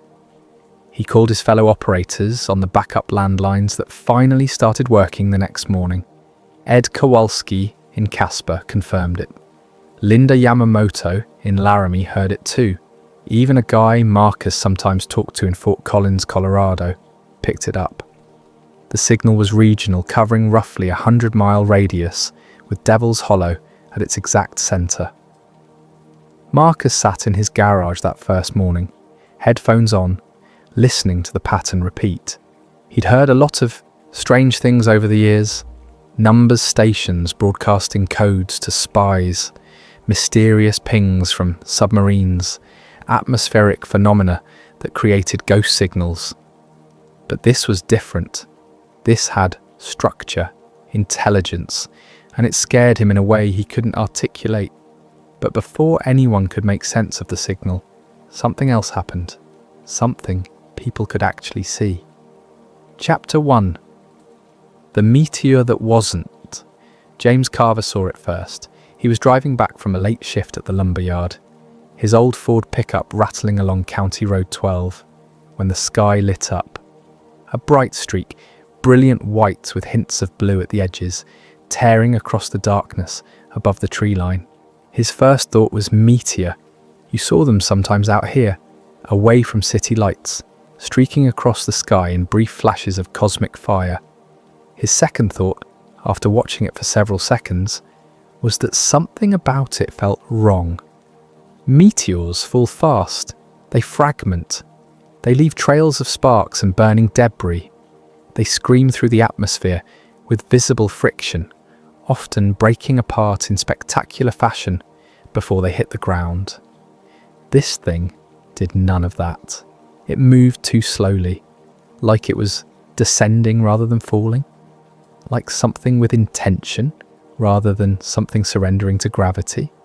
There was no tail streaming behind it, no fragmentation, no pieces breaking off in glowing arcs, and most unsettling of all, there was no sound. James had seen enough meteors in his 46 years to know what they looked like. This wasn't that. This was controlled, deliberate.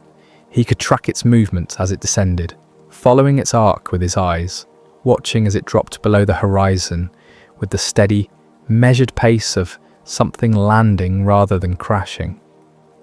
He pulled over and got out of his truck, boots crunching on the gravel shoulder, watching as the object disappeared beyond the tree line to the east, somewhere deep in the forest near the old Marston mining fields.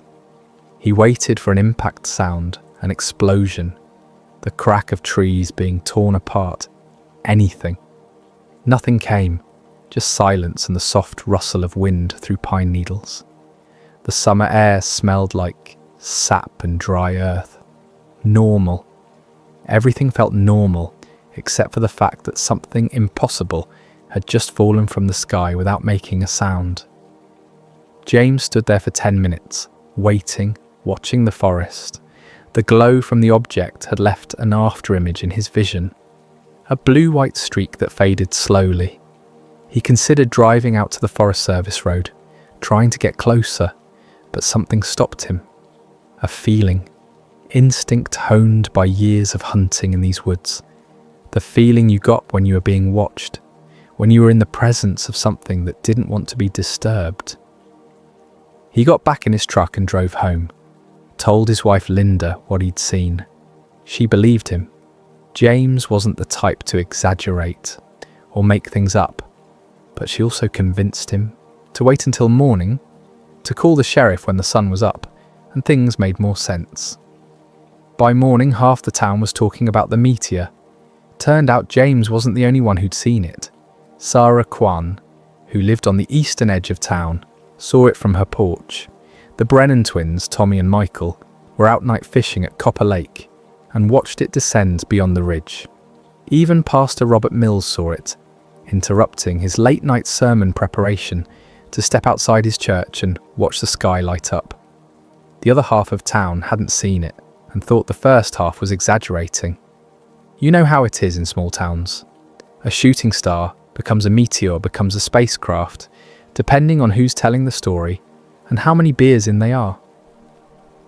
But when the sheriff's office got calls from 6 different people reporting the same thing, describing the same slow descent, the same silent fall, they decided to organise a search party. Not because they thought it was important, but because it gave people something to do during the blackout. And maybe, just maybe, there was something out there worth finding. That's how I got involved. My name is Alex Rivers, and I was home for the summer after my second year studying geology at the University of Montana. I'd grown up in Devil's Hollow, left for college with big plans of never coming back, and then found myself returning every summer anyway. There was something about this place that held on to you. The quiet, the familiarity, the way the mountains looked at sunset. I told myself it was just temporary, that I'd finish my degree and move somewhere important, somewhere with actual geology to study that wasn't just old copper mines and sedimentary rock. When Sheriff Harding asked for volunteers to help search the old mining area, I jumped at the chance. Not because I believed in meteors or alien spacecraft or any of that. I just wanted to see what kind of impact crater a slow-moving object might make. It was the kind of thing that could make for an interesting paper. Maybe even get me some attention from the department. I was 20 years old and still believed that academic recognition mattered more than lived experience. I'd learn otherwise soon enough. There were 8 of us in the search party. Sheriff Harding, a solid man in his 50s who'd run this town with quiet competence for 15 years. His deputy, Ramon Torres, younger by a decade, sharp-eyed and thorough. Marcus Webb, with his radio equipment, still trying to make sense of the signal that wouldn't stop. 3 local volunteers, including a rancher named Bill Hutchins, weathered, practical, the kind of man who could fix anything with duct tape and patience. A high school science teacher named Patricia Lowell, who taught chemistry and physics with genuine passion.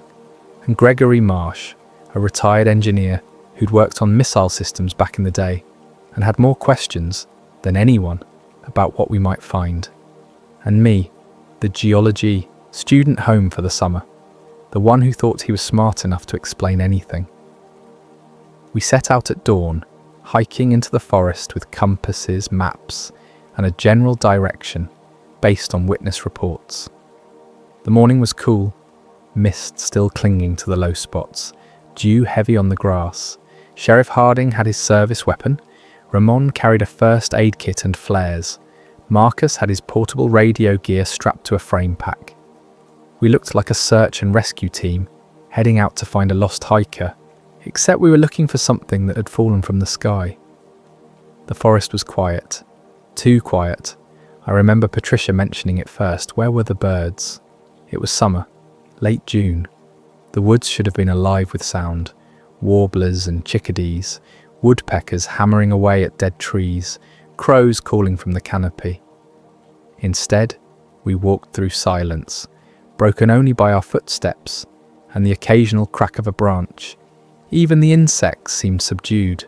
No mosquitoes buzzing around our heads, no flies, just stillness and the smell of pine and earth. "This is wrong," Patricia said quietly, adjusting her backpack straps. "I've been hiking these woods for 20 years. I've never heard it this quiet." Gregory nodded, his engineer's mind already working through possibilities. Animals respond to seismic activity sometimes, earthquakes. Maybe whatever landed put out some kind of pressure wave, scared everything off. "Maybe," Marcus said, but he didn't sound convinced. He had his radio out, listening to that strange signal through a small earpiece. The pattern stronger here, definitely coming from somewhere in this direction. We searched for 3 hours, spreading out in a grid pattern, staying within sight of each other. The Forest Service had cut trails through here decades ago, but they were overgrown now, barely visible under years of deadfall and new growth. We followed compass bearings, called out to each other, marked trees with coloured tape to show where we'd been. Bill found it. He'd been working the northern edge of our search grid when he called out, his voice tight with something that wasn't quite fear, but close to it. "Got something here. You all better come see this." We converged on his location, pushing through a dense thicket of undergrowth that grabbed at our clothes and scratched at exposed skin. And then we were through, standing in a small clearing that shouldn't have existed. The clearing itself was unusual, perfectly circular, about 30 feet across, with the grass pressed flat in a radial pattern, like something had pushed down from above with immense, even pressure. Every blade of grass, every small plant, all bent outward from a central point in perfect geometric precision. The trees at the edge of the clearing leaned away, their branches twisted as if they'd been blown by a powerful wind, except the damage was uniform, circular, impossible. And in the centre, partially embedded in the soil, was a sphere. Chapter 2. The metallic sphere. None of us spoke for a long moment. We just stood at the edge of the clearing, staring. The sphere sat there like a piece of the moon had fallen to earth, like something that belonged in a museum or a laboratory, not in a clearing in the Wyoming wilderness. It was roughly 6 feet in diameter, perfectly smooth, made of something that looked like polished metal, but didn't quite behave like any metal I'd ever seen. The surface was mirror bright, reflecting the surrounding forest with crystal clarity.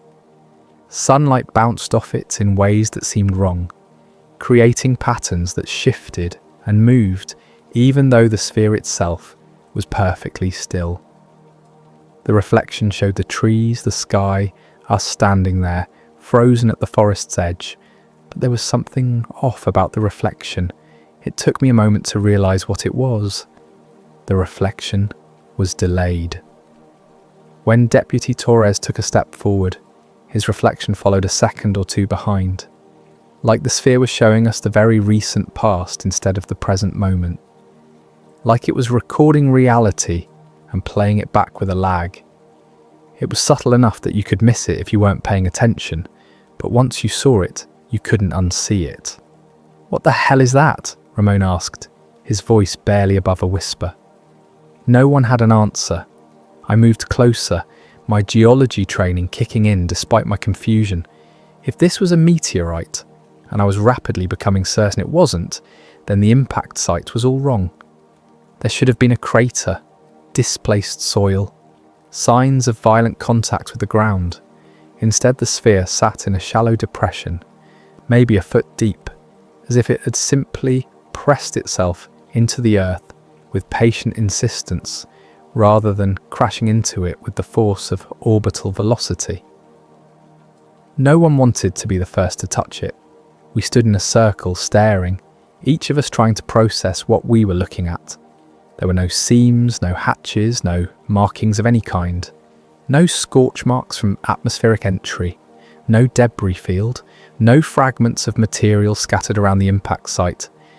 Just this perfect, impossible sphere sitting in the dirt, like it had always been there, like it had grown from the earth itself.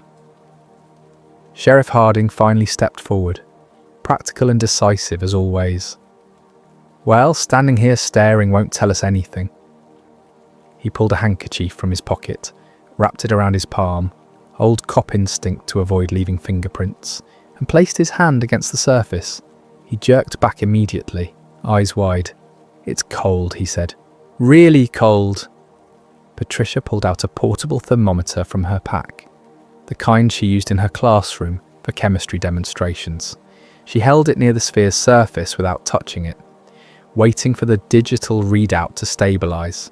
She frowned at the reading, then moved the thermometer to different spots around the sphere, checking, double-checking. 28 degrees, she said.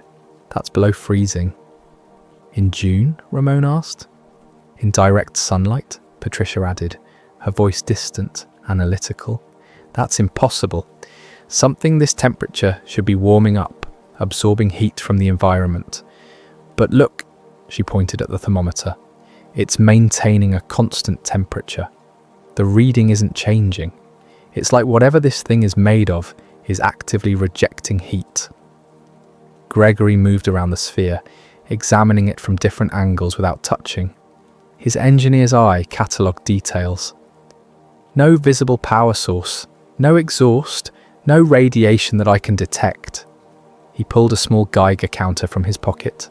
Watched the needle stay flat. Whatever it's made of, it's not radioactive, at least not radioactive enough to register. I knelt down to examine where the sphere met the soil.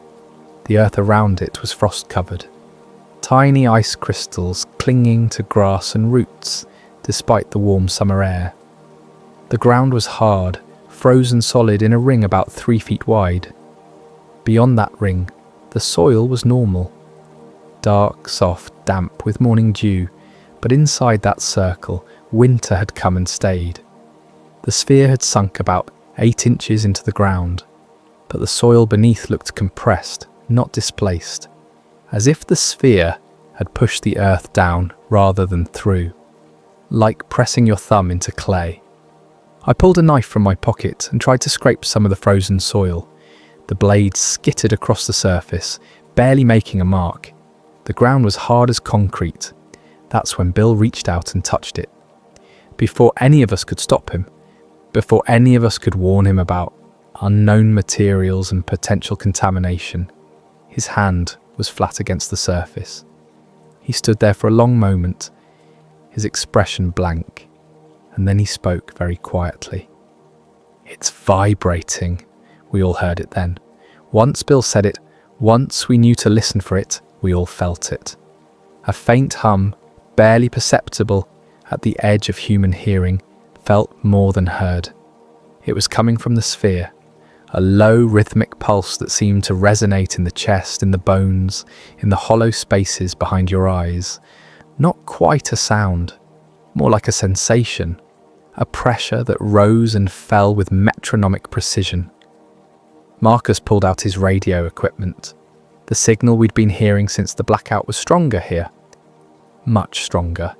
He adjusted dials, fine-tuned frequencies, and played the signal through his portable speaker. The pattern matched. The rhythm matched. The pulse we were feeling from the sphere synchronized perfectly with the tones coming from the radio. "Whatever this thing is," Marcus said, his voice shaking slightly, "it's the source. This is what's been broadcasting. This is what killed the power. This is..." He stopped, looking at the sphere with something approaching awe. "This is transmitting, calling, like a beacon." Patricia suggested we take photographs and measurements, document everything. Before we decided what to do next, she had a 35mm camera in her pack, professional quality, the kind serious hikers carried. Gregory had a tape measure and a notebook. I had my geology field journal and a collection bag for samples, though I wasn't sure what kind of sample I could possibly take from something this impossible. We spent the next 20 minutes recording every detail we could. Patricia circled the sphere, taking photographs from every angle. I sketched the clearing, measured the diameter of the flattened grass, took temperature readings from the frozen soil. Gregory measured the sphere itself, called out dimensions, noted the perfect smoothness of the surface. Marcus recorded the audio, capturing that steady pulse, that patient signal. The sphere sat there, cold and perfect and utterly alien, while we documented it like scientists examining a butterfly under glass. Like we had any idea what we were looking at, like our measurements and photographs and sketches could somehow make this make sense. That's when we lost time. Chapter 3. The Missing Time. One moment I was crouched next to the sphere, taking notes on the frost patterns in my field journal. I'd just written down the temperature gradient, how the frozen ring extended exactly 37 inches from the sphere's surface in all directions, and was starting to sketch the crystalline structure of the ice formations when everything shifted. The next moment, I was standing 15 feet away, near the edge of the clearing, my notebook on the ground behind me. My pen was in my hand, but the cap was on now. I didn't remember capping it. The sun had moved, a lot. The shadows were longer, stretching across the clearing, in directions they hadn't been before. My watch showed 27 minutes had passed. 27 minutes I had absolutely no memory of. I looked around wildly. Everyone else was scattered around the clearing, all of them looking equally confused. Patricia was holding her camera, staring at it like she'd never seen it before. The lens cap was on. She didn't remember putting it on. Marcus was on his knees, his radio equipment spread out around him, as if he'd been in the middle of packing it up. But he was just staring at the gear, his hands hovering over the dials, uncertain. Sheriff Harding and Ramon were standing together near the tree line, both looking pale. Gregory was sitting on a fallen log, his notebook open in his lap, but his expression was distant, confused. Bill was still the closest to the sphere, but he'd moved. He was sitting on the ground now, about 10 feet from where he'd been standing when I'd last seen him consciously. "Did we?" Ramon started, then stopped. His hand went to his service weapon, touched it, reassured himself it was still there. What just happened? "I don't know," Sheriff Harding said. His voice was steady but tight, controlled. "Everyone okay? Anyone hurt?" We did a quick check. No one was injured. No one was missing. But we were all disoriented, all trying to reconcile the fact that we'd apparently continued functioning for 27 minutes without any conscious awareness of what we were doing. "My camera," Patricia said. She was checking the frame counter on her Nikon. "I've taken 8 more photos. 8 photos I don't remember taking." Her hands were shaking slightly as she advanced the film, listening to the mechanical whir. "What did I photograph?" Bill was the only one still near the sphere. He was sitting on the ground, staring at his wrist. His sleeve was pushed up. There was a mark there, a perfect circle about the size of a quarter, red and raised like a brand, but without any sign of burning or blistering. The skin looked normal except for the colour and the perfect geometric precision of the circle. It looked almost like a stamp, like someone had pressed a seal into his flesh and left an imprint. "I don't remember getting this," Bill said quietly. He touched it gingerly, expecting pain, but his expression didn't change. "It doesn't hurt. Doesn't feel like anything really, but I definitely didn't have it before." We compared watches. All of them showed the same time. The sun's position confirmed it. 27 minutes just gone, erased, like someone had cut that section of tape out of our lives and spliced the before and after together seamlessly. We'd been conscious during that time. We'd moved around. Patricia had taken photographs. Marcus had rearranged his equipment. But the memory of it was just gone. Gregory was the first to voice what we were all thinking. "This isn't natural. This isn't any kind of meteorite or weather phenomenon or atmospheric anomaly. This is something else. Something that can affect human consciousness, human memory." "We need to leave," Sheriff Harding said. It wasn't a suggestion. "We need to leave right now and call this in to someone with more resources than us. This is beyond our capability." No one argued. Whatever the sphere was, it wasn't safe. It had done something to us, changed us, stolen time from us. We marked the location on our maps, took a final round of photographs from a distance. None of us wanted to get close to it again, and hiked back to town as quickly as we could. No one spoke much on the way back. We were all trying to process what had happened, or rather, what we couldn't remember happening. The forest was still quiet, still devoid of birds and insects, like everything with sense had fled from whatever that sphere represented. Only we had been foolish enough to approach it, to stand in its presence, to let it touch our minds. The walk back took 2 hours. 2 hours of uncomfortable silence broken only by the crunch of boots on dried leaves and the occasional snap of a branch.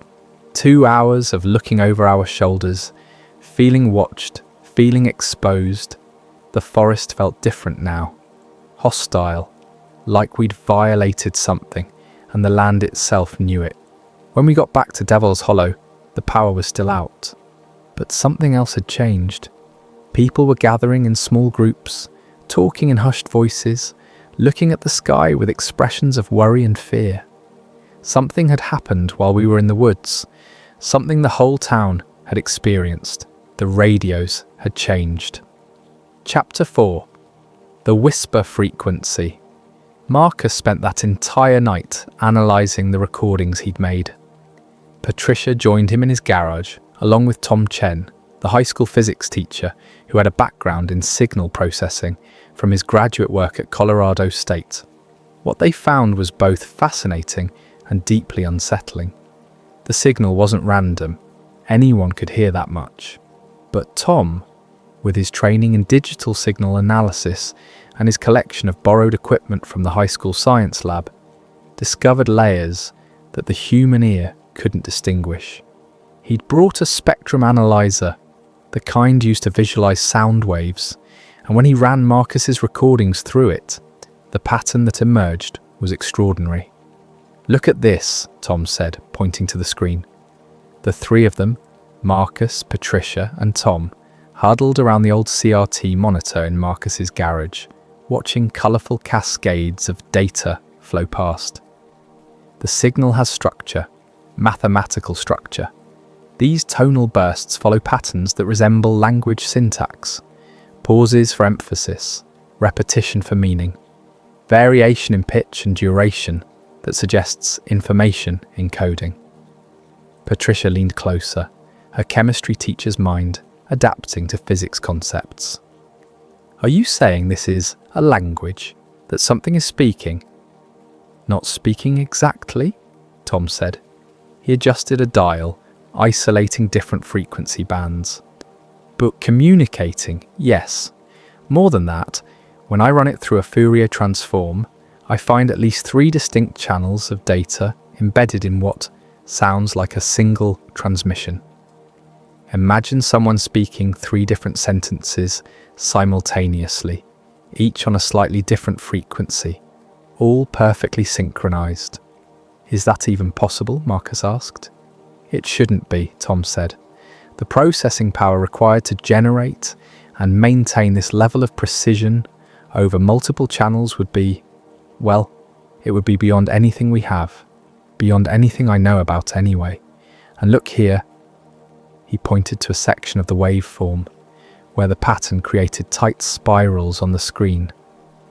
Some of these patterns resemble coordinate mapping systems, longitude and latitude, azimuth and elevation, like it's describing locations, or maybe multiple locations, points in space. "Could it be military?" Sheriff Harding asked. He'd joined them around midnight, unable to sleep, drawn by the lights in Marcus's garage. "Some kind of classified satellite communication?" "Maybe," Tom said. He didn't sound convinced. "But I've consulted with military communications before. I did some contract work for the Air Force back in the 80s. This doesn't match any known protocol. The precision is beyond anything I've encountered. And if it's military, why would they choose Devil's Hollow as a broadcast centre? There's nothing strategic about our location." "Unless we're not the intended recipients," Patricia said quietly. Everyone turned to look at her. "What if this signal isn't meant for us? What if it's calling to something else? Something out there?" The question hung in the air, heavy with implication. Outside, the town of Devil's Hollow slept uneasily. The power still dead, cars still inoperable, and somewhere in the forest, that perfect sphere sat in its clearing, cold and patient and endlessly transmitting. That night, things got stranger. Animals started acting wrong. Dogs that normally barked at every passing car fell silent and refused to go outside, even for food. The Henderson family reported that their dog, Max, a normally boisterous golden retriever who would bound out the door at any opportunity, had spent the entire evening hiding under the bed, whimpering. When Jack Henderson tried to coax him out with treats, Max had just pressed himself deeper into the shadows, his eyes wide and frightened. Similar stories came from all over town. Cats wouldn't eat. Horses in the stables at the Hutchins ranch paced their stalls nervously, ears flat against their heads. Bill's cattle dog Ranger, who usually slept on the porch, had scratched at the back door until Bill let him inside, then immediately crawled under the kitchen table and refused to move. Birds disappeared. Not just a few, all of them. People started noticing it around sunset. The sky was empty. No crows gathering in their evening roosts. No sparrows chattering in the eaves. No hawks circling over the fields looking for mice. The telephone wires that normally sagged under the weight of dozens of birds were bare. The trees were silent. Even the owls, which should have been starting their nightly hunts, were absent. And the cattle. Old man Peterson called it in around midnight, his voice shaking on the landline that had finally started working. All 73 head of cattle on his ranch were standing in the north pasture, perfectly still, all of them facing east, toward the forest, toward the sphere. They wouldn't move, wouldn't respond to calls or feed, just stood there, frozen, their eyes wide and unblinking, like statues of cattle rather than living animals. Sheriff Harding drove out to Peterson's ranch to see for himself. Ramon went with him. They stood at the fence in the darkness. The ranch's emergency generator had kicked in, providing some light, and watched 73 cattle stand motionless in perfect alignment. It was one of the most unsettling things either of them had ever seen. "How long they've been like this?" Harding asked. "Since sundown," Peterson said. He was a tough old rancher who'd seen droughts and blizzards and every kind of cattle disease, but his voice was unsteady. "Won't move, won't eat, won't drink. Just standing there, staring at nothing, or staring at something we can't see." I couldn't sleep that night. The humming I'd heard at the sphere kept echoing in my head, like a phantom sound that wouldn't fade. It wasn't in my ears, it was deeper than that, in my chest, in my bones. I sat on my porch, staring out at the dark forest, and I swear I could still hear it. Faint and distant, but there, pulsing, breathing, regular as a heartbeat. The mark on Bill's wrist had started to glow, just faintly, a soft blue-white luminescence that he'd noticed when he woke up in the middle of the night to use the bathroom. The mark didn't hurt, didn't itch, didn't feel hot or cold. It just glowed. He'd gone to see the town physician, old Leonard Marshall, who had practiced medicine in Devil's Hollow for 40 years and thought he'd seen everything. Leonard had no explanation for it.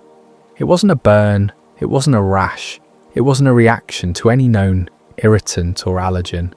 It was just there, like it had always been part of Bill's skin, pulsing gently with light that had no natural source. Patricia had noticed something too. When she developed the photographs from her camera, the 8 she didn't remember taking during the missing time, they showed the clearing from different angles, normal images, properly exposed and focused. But in 3 of them, there was something else. In the background, barely visible in the tree line, there was a shape, tall, indistinct, blurred as if the camera couldn't quite resolve it into clarity. It looked almost like a person, standing in the shadows, but the proportions were wrong, too tall, too thin, and in each photograph, it was in a slightly different position, as if it had been circling the clearing while we stood there, unconscious of its presence, lost in our missing time. When Patricia showed these photographs to the group the next morning, spread out on Marcus's workbench under the harsh fluorescent light, no one spoke for a long moment. We just stared at that blurred figure, trying to understand what we were looking at. "Was that there?" Ramon asked quietly. "Was that thing watching us?" "I don't remember seeing anything," Patricia said. "But then again, I don't remember taking these photos. None of us remember anything from those 27 minutes. What if it wasn't there physically? Tom suggested. What if the camera picked up something that exists on a different frequency? Something our eyes can't normally see? It was a comforting thought, slightly less terrifying than the alternative, that something had been standing in those trees, watching us, while we stood frozen and compliant, stripped of our conscious awareness and our memories. Chapter 5. The First Contact Event. 3 days after the blackout started, the power came back. It happened at exactly 3 a.m. Every light in Devil's Hollow blazed to life simultaneously. Bedroom lamps, street lights, the neon sign at the gas station, the exit signs at the diner. Everything, all at once, as if someone had thrown a master switch somewhere. Car engines that had been dead roared to life in driveways, their sudden noise shattering the nighttime silence. People woke up thinking their house was on fire, thinking something catastrophic had happened, stumbling out of bed to find every appliance on, every light burning bright, the TV blaring static, because no one had turned it off when the power failed 3 days ago. The suddenness was shocking. After 3 days of darkness and silence, the return of electricity felt aggressive, violent. I woke up to my radio alarm blasting at full volume. I'd left it on maximum, trying to hear the signal better. My desk lamp burned my eyes. The overhead light in my room blazed like a small sun. It took me a full minute to orient myself, to turn things off, to restore some semblance of darkness and quiet. By dawn, everything felt normal again. Cars ran smoothly. Phones worked. The radio signal was gone, replaced by normal stations broadcasting normal programs. Morning DJs making jokes, news reports about the weather and sports scores. The emergency broadcast system running tests. Everything mundane, everything ordinary. The signal that had dominated every frequency for 3 days had simply vanished, as if it had never existed. It was as if the entire event had been a strange shared dream, except we all knew better. We'd seen the sphere, we'd lost time. Bill still had the mark on his wrist, glowing faintly even in daylight. Patricia's photographs showed that blurred figure in the trees. Marcus still had his recordings, hours of that mathematical pattern repeating endlessly.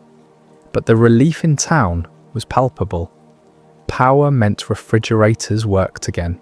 Food wouldn't spoil. The pharmacy could keep medications refrigerated. The gas station pumps would function. Life could return to normal.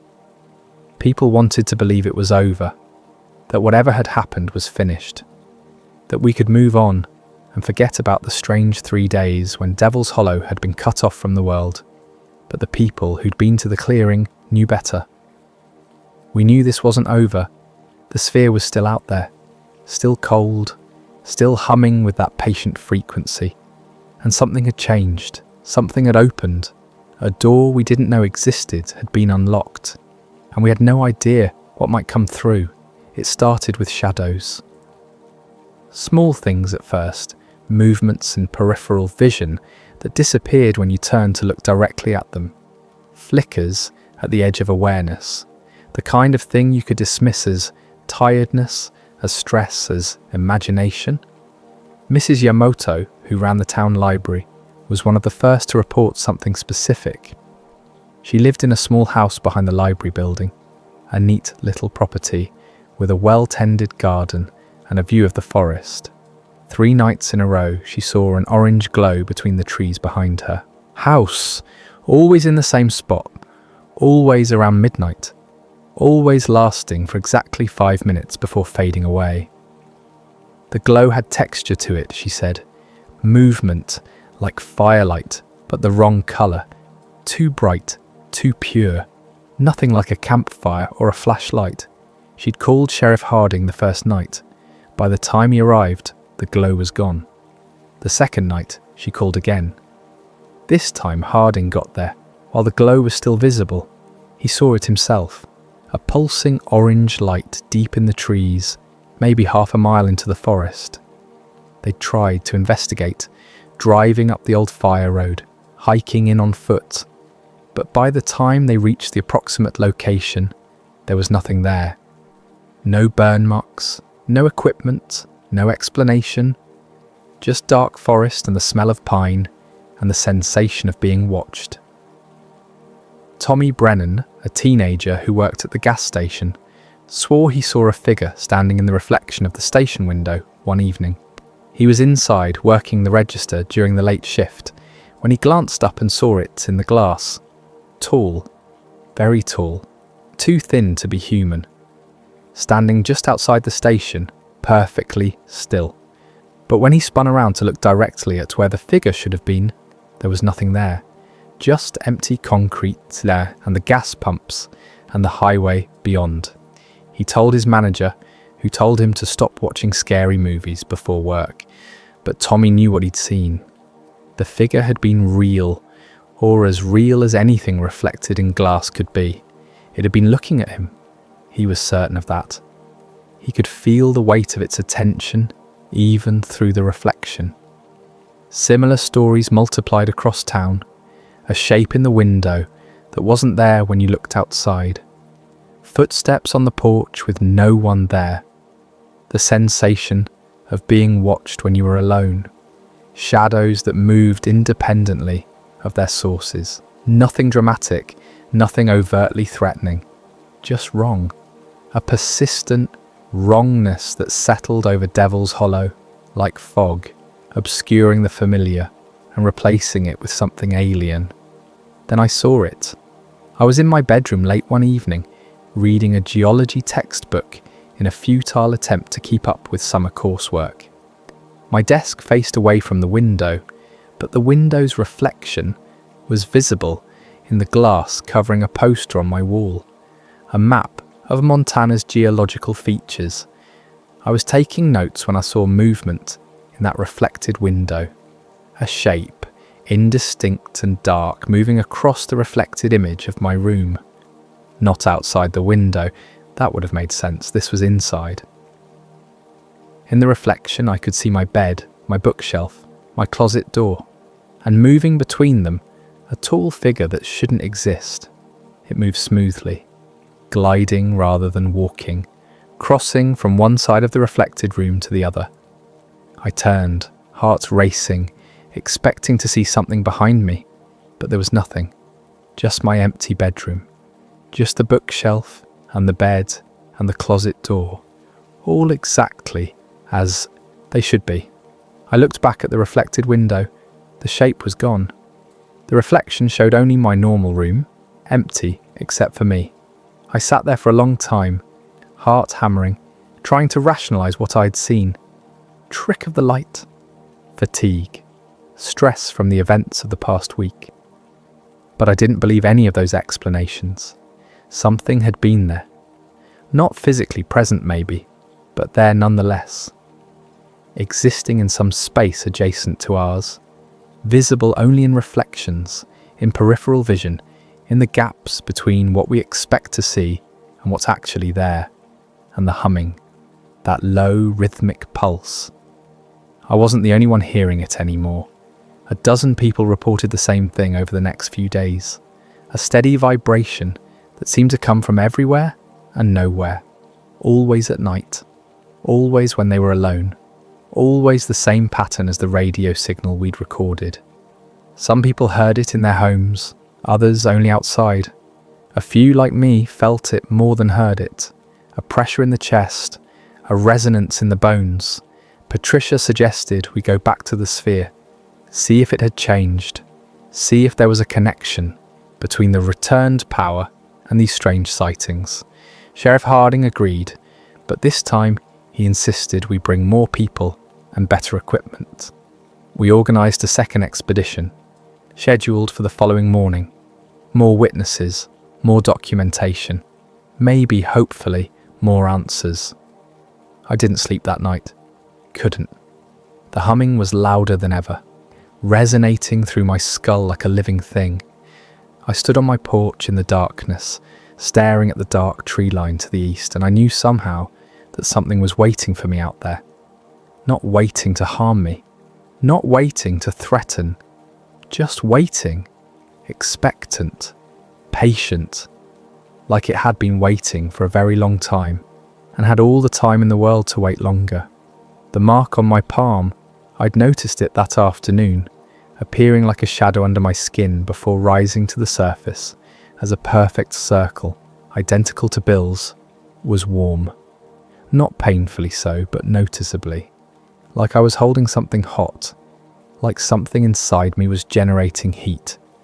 And in that warmth was a compulsion, a pull, an invitation I didn't understand, but felt in every fibre of my being. I should have waited for the expedition, should have waited for morning and backup and witnesses, but the pull was too strong. At dusk I found myself walking east, toward the forest, following a compulsion I didn't fully understand and couldn't resist.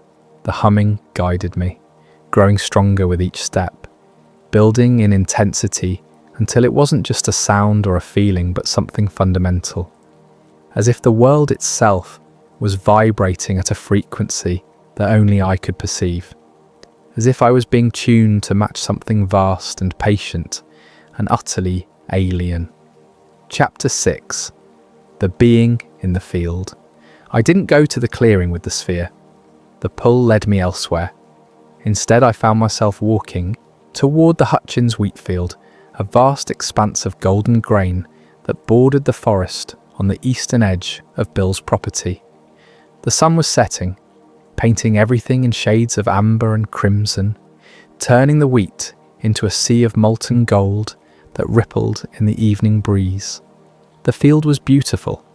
I'd seen it 1,000 times growing up, but tonight it looked different, more vivid, more real, like I was seeing it for the first time with eyes that actually worked. Every detail stood out with crystalline clarity, each individual stalk of wheat, the way the light caught the grain heads, the patterns the wind made as it moved through the crops. It was overwhelming. That's when I saw it, standing in the middle of the field, maybe 200 feet away, perfectly still among the moving wheat. Something that shouldn't exist, something that couldn't exist. It was tall, impossibly tall, at least 8 or 9 feet if it was standing on the ground. The basic shape suggested humanoid proportions, but wrong. The limbs were too long, too thin, jointed in ways that didn't match human anatomy. The torso was elongated, stretched, with a grace that seemed almost boneless, and the way it stood, perfectly motionless, while the wheat moved around it, suggested a patience that felt profoundly alien. But here's what I'll never forget, what I can't adequately describe, even now, years later. I couldn't see it clearly. My eyes wouldn't focus on it. It was like trying to look at something through water, the image constantly shifting and blurring. Light bent around it, creating a haze effect that made it seem partially translucent. I could see the wheat behind it, through it, around it, all at once, as if it existed slightly out of phase with reality, occupying a space that was here but also elsewhere. The ground around it vibrated. I could feel it through my boots, through the bones of my feet, travelling up my legs and into my spine. The same humming, the same pulse coming from the earth itself.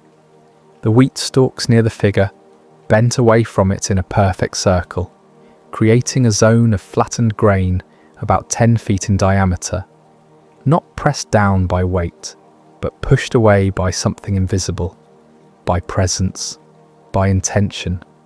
The creature, and I knew it was a creature, not a trick of light or a hallucination or anything my mind might have constructed, didn't move. It just stood there in the centre of that circle of bent wheat watching me, or at least I felt like it was watching me. I couldn't see eyes or a face or any features at all through the distortion. Just that tall, blurred shape that my brain refused to properly process. Every time I tried to focus on it, my vision slid away, like trying to look directly at your own blind spot.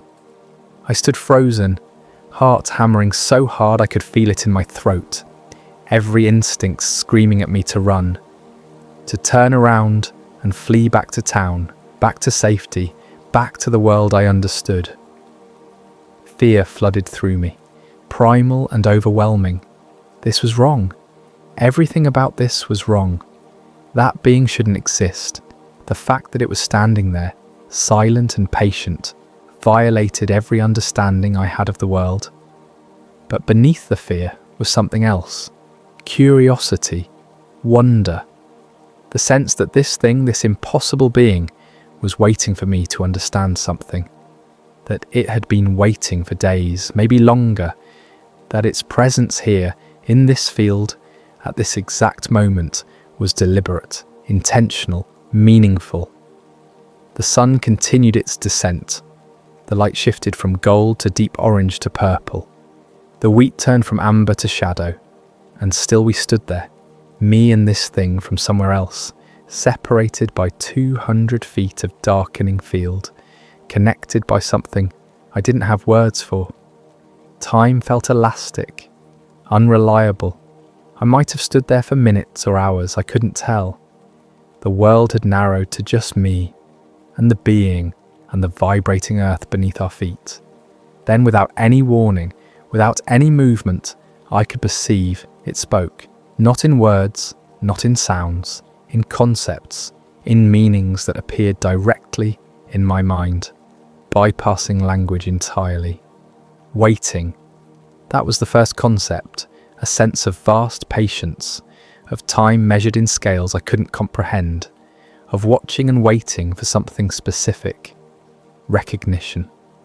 The second concept came with a flood of emotion that wasn't mine. Relief, something like joy, the sense of finally being seen after a long blindness, of connection after isolation. Home. The third concept came with images, not visual images, but something deeper. Impressions of a place I'd never seen but somehow understood. A world where light behaved differently, where distance was optional, where consciousness was the only geography that mattered. And then, as suddenly as the connection opened, it closed. The being was gone, simply not there anymore. No fade, no movement. One moment it existed, the next moment the space it had occupied was just empty field. The wheat sprang back up, releasing from whatever force had held it down. The vibration stopped. The humming faded to a whisper. I stood there, gasping, as if I'd been holding my breath for a long time. My legs felt weak, my vision swam, and I realised I was crying, tears running down my face, though I couldn't have said why. Not from fear, not from joy, just from the overwhelming intensity of whatever had just happened. I ran, I'm not ashamed to admit it. I ran back to town, stumbling through the twilight, gasping, my mind racing. I'd made contact, actual contact, not with a sphere or a signal or a distant presence, but with something alive, something conscious, something that had reached across the vast gulf between its existence and mine and touched my mind with gentle, patient intention. I didn't tell anyone what I'd seen. Not yet. I wasn't sure I could explain it. Wasn't sure I believed it myself. I went home, locked my door, and sat in my dark bedroom, trembling. The mark on my palm was glowing now, bright enough to read by, pulsing in time with my heartbeat. And in my mind, echoing like a memory of someone else's voice, those three concepts kept repeating. Waiting, recognition, home. Chapter 7. The message. That night I dreamed, but calling it a dream feels inadequate. It was too vivid, too structured, too intentional, like someone else's memory being played in my head, like a message being delivered through the only channel my mind could receive. I was standing in water, not drowning, just standing, the liquid reaching my waist. But it wasn't water, it was thicker, more viscous, with a weight that water didn't have.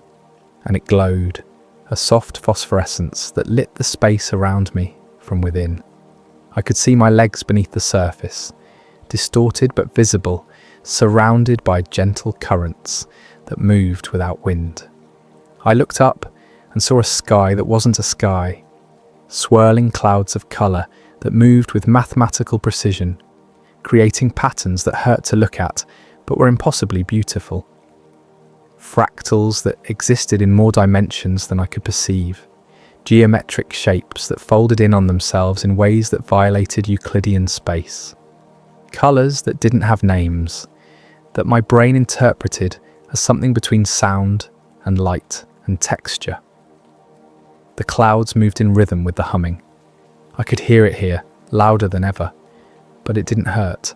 Instead, it felt like music, like the fundamental frequency of existence itself, like the sound that holds reality together at its seams. Then the perspective shifted. I was moving through space, not floating, not flying, but simply moving, as if distance was optional, as if the space between one place and another was a choice rather than a barrier. I saw star maps spread out before me, like a navigation chart, constellations I didn't recognize, binary stars orbiting each other in tight spirals, nebulae forming new suns in clouds of dust and gas. Planets appeared, one by one, like images being shuffled through my mind. A world with rings of ice and dust that caught the light of a distant sun. A moon covered in cracks, frozen water welling up from below to create temporary oceans before freezing again. A gas giant with storms that had raged for millennia, large enough to swallow Earth whole. And everywhere, that same rhythmic pulse, the breathing hum that had followed me since the blackout. But here in this dream or vision, or whatever it was, I could hear variations. Harmonics, as if the signal I'd been hearing was just one voice in a vast choir, all singing different parts of the same endless song. The scene changed again. I was in a corridor, metal walls, smooth and seamless like the sphere, stretching endlessly in both directions. But these walls were alive with light. Patterns moved across them in waves like neural impulses, like thoughts made visible.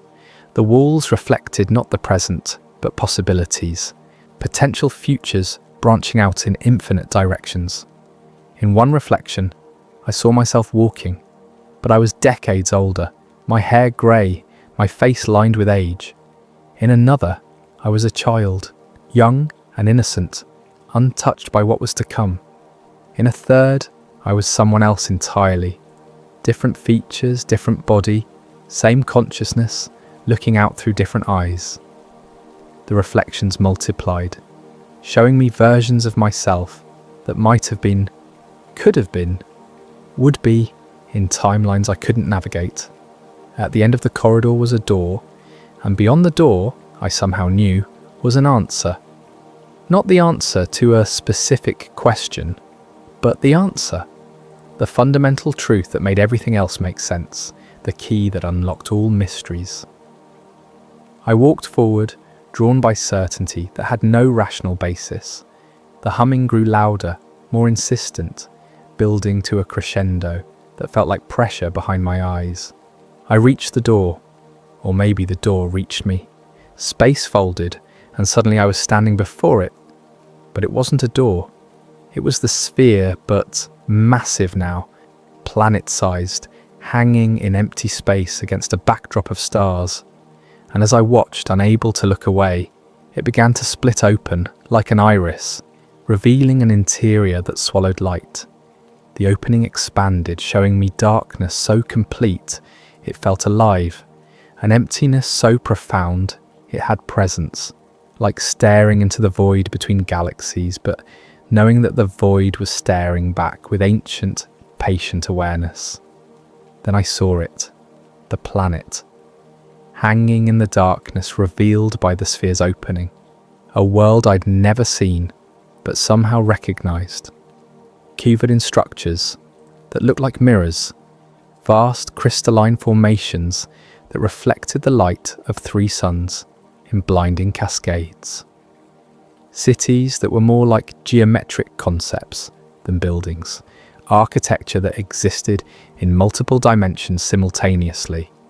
And I understood, in that dreamlike way you sometimes understand things without words, that this was a home, someone's home, a place where consciousness didn't need bodies the way we do, where thought was matter, and matter was optional, where beings could exist as pure awareness, taking form only when necessary, when interacting with species that still believed in the primacy of flesh.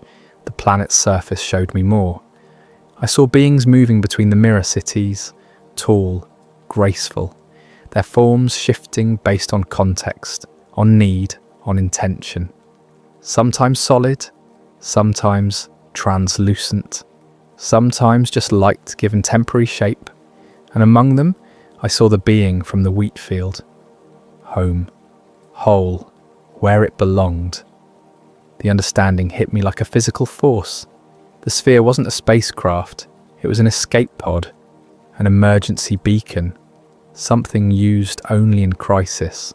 The being I'd seen had crashed here, had been stranded, separated from its home, from its people, from the fundamental reality it knew, and it had been calling, broadcasting, waiting for rescue from a civilization that existed light years away.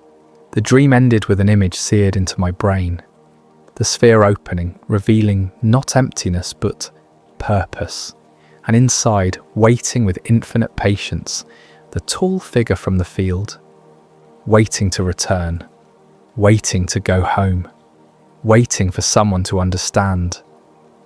I woke up screaming. My sheets were soaked with sweat, tangled around my legs. The taste of copper filled my mouth. My nose was bleeding, thin streams running down over my lips, dripping onto my pillow. I fumbled for my bedside lamp, knocking over a water glass, finally finding the switch. The light revealed my room, normal and familiar. But I didn't feel normal. I felt changed, opened, like something had been written into my consciousness that I'd never be able to erase. I stumbled to the bathroom, turned on the light, looked in the mirror. My reflection looked back, pale and shaken, but my eyes looked different, more aware, more present, like I'd woken up from a lifelong dream into a wider reality. And then I saw it. I looked down at my hand, turning it over in the harsh fluorescent light. There, pressed into my palm like a stamp, was the mark. A perfect circle, red and raised, identical to the one on Bill's wrist, but mine was glowing brighter, pulsing with lights that seemed to come from beneath the skin. It didn't hurt. It felt warm, and deep in my mind, beneath the panic and confusion, beneath the overwhelming weight of what I'd just experienced, I knew the truth. The encounter in the field hadn't been physical, it had been mental. The being had touched my mind, not my body, had shown me what I needed to see, had given me understanding that transcended language. And this mark was proof, evidence of contact, a sign that something vast and patient and profoundly alien had reached across the incomprehensible distance between its existence and mine, and said in the only way it could, I see you, I recognize you, you understand. I spent the rest of the night sitting at my desk, writing everything down in my field journal, every detail of the dream, every concept, every image, every sensation. My hand cramped from writing, but I couldn't stop. I needed to record it all before the memory faded, before my rational mind could dismiss it as just a dream, before I could convince myself it hadn't really happened. Dawn came slowly. Grey light crept through my window, painting my room in shades of uncertainty. And when the sun finally rose, bright and ordinary, I was still writing, still trying to capture the impossible, still marked by something I couldn't explain to anyone who hadn't stood in that wheat field and felt their mind touched by consciousness from another world. Chapter 8. The Sphere Awakens. By morning, the entire town knew something was happening. More people had the marks now. Bill still had his on the wrist, now glowing steadily, like a nightlight. I had mine on the palm, pulsing with my heartbeat. Patricia woke up with one on her ankle. She called me right away, her voice tight with controlled fear. Marcus had one behind his ear, discovered when he was shaving. Gregory found his on the inside of his forearm. All of us who'd been part of the original search party. All of us who'd lost time near the sphere. All of us marked, branded, changed by proximity to something we couldn't comprehend. But the sphere itself was changing too. Tom Chen, cautious and methodical, had set up a remote observation post at the clearing days ago, a weatherproof camera on a tripod, connected to a timer and a large battery pack, taking photographs every hour. Automated documentation, safe distance, no more lost time or mysterious marks. When we reviewed the images on the morning after my dream, we saw the progression. The sphere was evolving, awakening, coming alive in ways that made our initial discovery look dormant by comparison. The sphere was glowing. The first photographs, taken 3 days ago, showed nothing unusual, just the cold metallic surface reflecting the forest. But as the days progressed, the images showed change. A faint blue light emanating from within the metal, barely visible at first, then growing stronger, hour by hour, frame by frame. The glow intensifying until the latest images showed a sphere blazing with cold fire, bright enough to cast shadows in the clearing, even at noon. And the ground around it was changing. The frost had spread in a perfect circle, now extending 20 feet in all directions from the sphere's centre. But it wasn't just frost anymore. The soil was crystallizing, forming geometric patterns that looked almost like circuitry, like a vast microprocessor spreading out from the sphere as its core. The patterns were fractal, repeating at different scales, creating a network of crystalline pathways that extended deeper into the earth with each passing hour. Tom had also set up microphones, recording the ambient sound. The audio files showed the vibration growing stronger, more complex. What had been a simple rhythmic pulse had evolved into something layered, multiple frequencies overlapping, creating harmonics that shouldn't be possible from a single source. It was as if the sphere was learning to speak more clearly, fine-tuning its transmission, preparing for something. And the vibration was stronger. You could hear it now, without any equipment, a steady, rhythmic hum that echoed through the forest, that made tree branches tremble, that caused the surface of Copper Lake to ripple in concentric circles despite the absence of wind. Animals had stopped entering the area entirely. The birds were still gone. Even insects avoided the clearing, creating a zone of silence around the sphere that expanded with each passing day.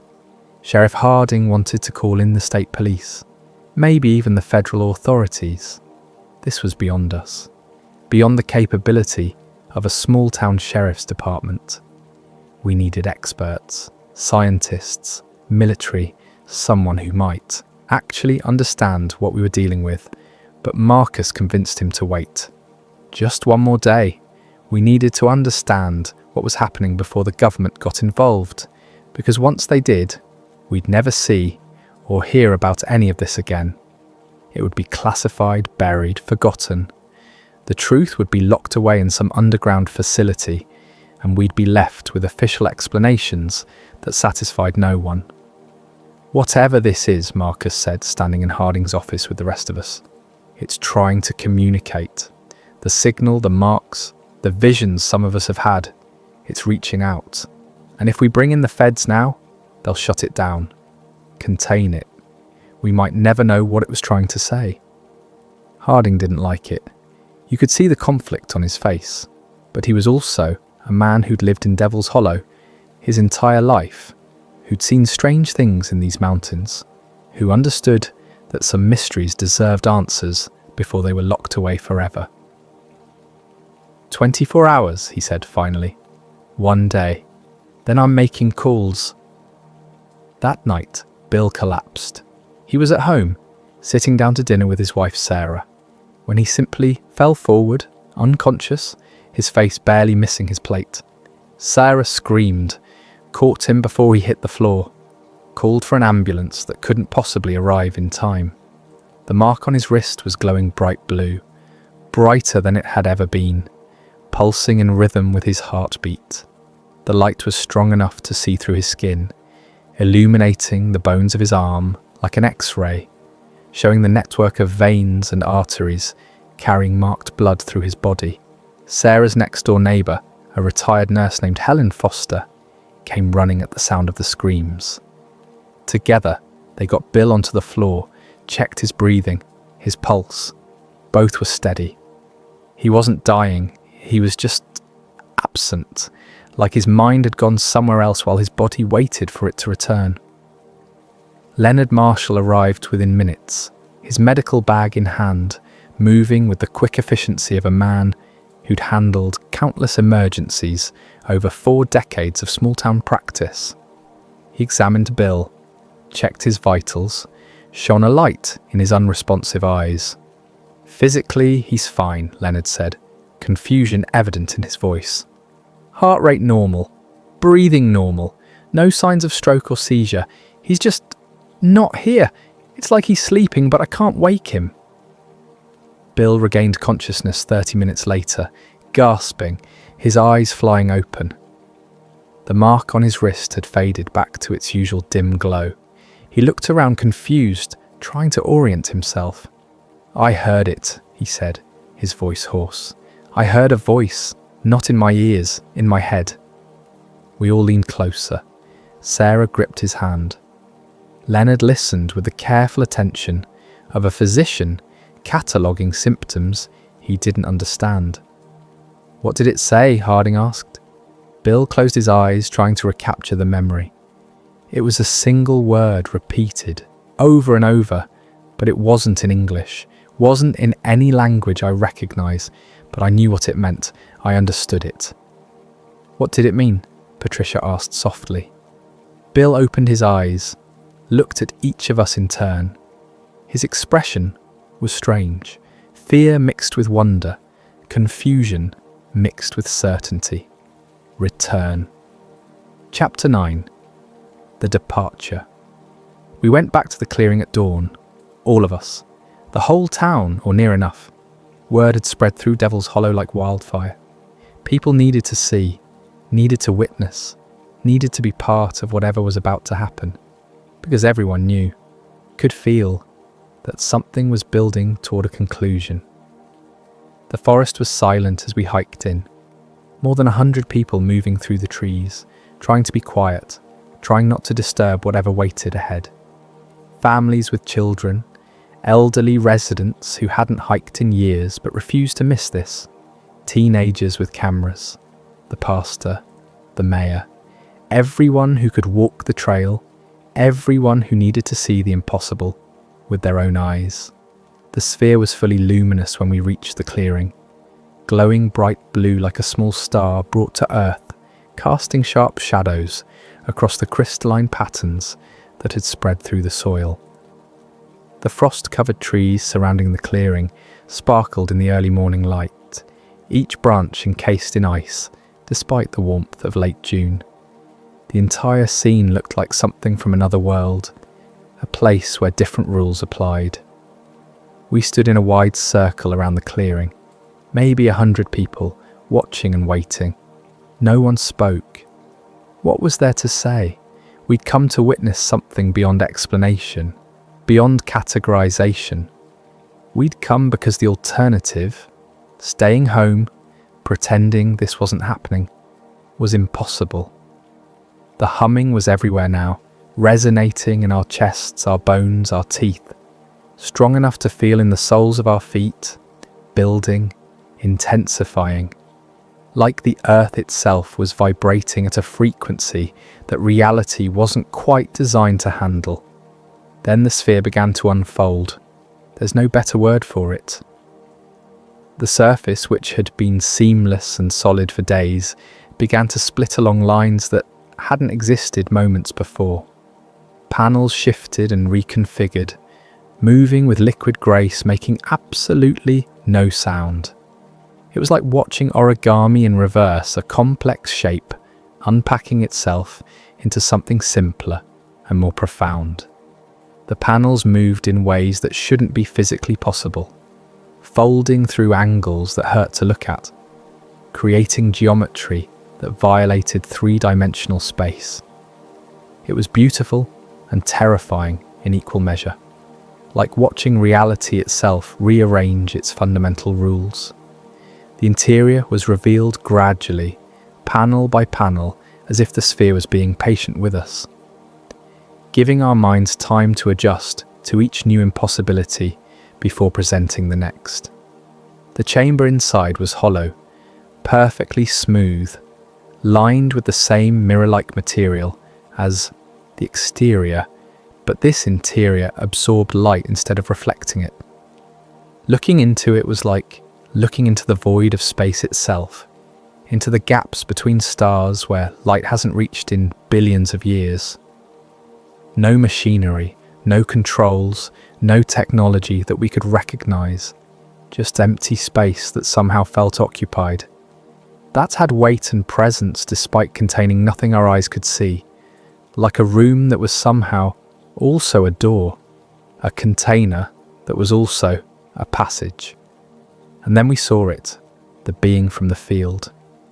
It materialized at the edge of the clearing, near the tree line where the frost patterns ended and normal forest began. But this time, there was no blurring, no distortion. We could see it clearly. All of us. 100 witnesses to something that shouldn't exist. It was tall. We'd known that, but seeing it clearly made the scale apparent. At least 9 feet, maybe more. Humanoid in the most basic sense. 2 arms, 2 legs, a torso, a head. But the proportions were wrong in ways that created a disturbing grace. The skin, if it was skin, was smooth and pale, with a faint opalescent quality that caught the light strangely, creating subtle rainbow patterns that shifted with each movement. The head was larger than it should be, the skull elongated, suggesting a brain cavity that could contain thoughts we'd never comprehend. The features were minimal, suggestions of eyes dark and depthless, and a mouth but nothing defined. Nothing quite human despite the overall humanoid structure. The limbs were elongated, elegant, in a way that seemed almost fragile but suggested strength we couldn't estimate. It moved toward the sphere with smooth gliding steps. There was no sound, no footsteps, no rustle of displaced air, just silence and that ever-present hum that seemed to emanate from the being itself as much as from the sphere. When it moved, space seemed to accommodate it rather than be pushed aside by it, as if reality was making room for something that existed on its own terms. It walked across the clearing, stepping carefully over the crystalline patterns in the frozen soil. Its movements were unhurried, patient, as if it had all the time in the world, or knew that time was irrelevant to what was about to happen. When it reached the sphere, it turned to face us, all of us. Its gaze swept across the crowd, and I swear it paused on me, on Bill, on Patricia and Marcus, on everyone who carried the marks, acknowledging us, recognizing us, thanking us perhaps, in the only way it could. Then it extended one arm. The hand, if you could call it that, had too many fingers, long and delicate, jointed in ways that didn't match human anatomy, and placed it against the opening of the sphere. The glow intensified, becoming almost blinding, and in that moment I understood. We all understood. The knowledge wasn't in words, it was just suddenly present in our minds, placed there by the being with gentle, patient intention. The sphere wasn't a craft in the way we think of crafts. It wasn't transportation. It was a rescue pod, an emergency beacon. This being, whatever it was, wherever it came from, had crashed here, had been stranded, separated from its home, from its people, from everything it knew, and it had been waiting, calling out, hoping for retrieval, for rescue from a civilization that existed light years away. And now finally they were coming. The opening sphere wasn't launching, it was receiving, creating a doorway, a passage, a way home that bypassed the tyranny of distance and time. The being stepped into the sphere. The opening began to close, those impossible panels shifting back into place, sealing with perfect precision. The glow reached a crescendo, pulsing once, twice, 3 times, each pulse sending out waves of pressure that we felt in our chests, that made the air shimmer, that caused the frozen trees to shake and drop fragments of ice that caught the morning light like falling stars. The humming became a single, sustained note that vibrated through everything, through the earth, through our bodies, through the air itself. A fundamental frequency that felt like the sound of the universe taking a deep breath. Then in complete silence, the sphere rose. It lifted straight up, slowly at first, with deliberate grace, no exhaust, no thrust, no jets of fire or clouds of smoke. It simply ascended, defying gravity with the same patient insistence it had shown since arriving. Rising above the trees, above the clearing, climbing into the morning sky that was brightening from grey to blue, we all watched, heads tilted back, shielding our eyes from the blue light that grew more intense as the sphere rose higher. Some people were crying, some were praying, some just watched in stunned silence, trying to imprint every detail in their memories, knowing they'd spend the rest of their lives trying to explain this moment to people who would never believe them. The sphere climbed faster now, accelerating smoothly, leaving behind a trail of distorted air that bent the light passing through it, higher and higher until it was just a point of light against the morning sky, indistinguishable from the stars that were fading with the dawn. And then it was gone. Just gone. No flash, no explosion, no sound. It simply stopped being there, as if it had stepped through a door in space and closed the door behind it. The silence afterward was profound.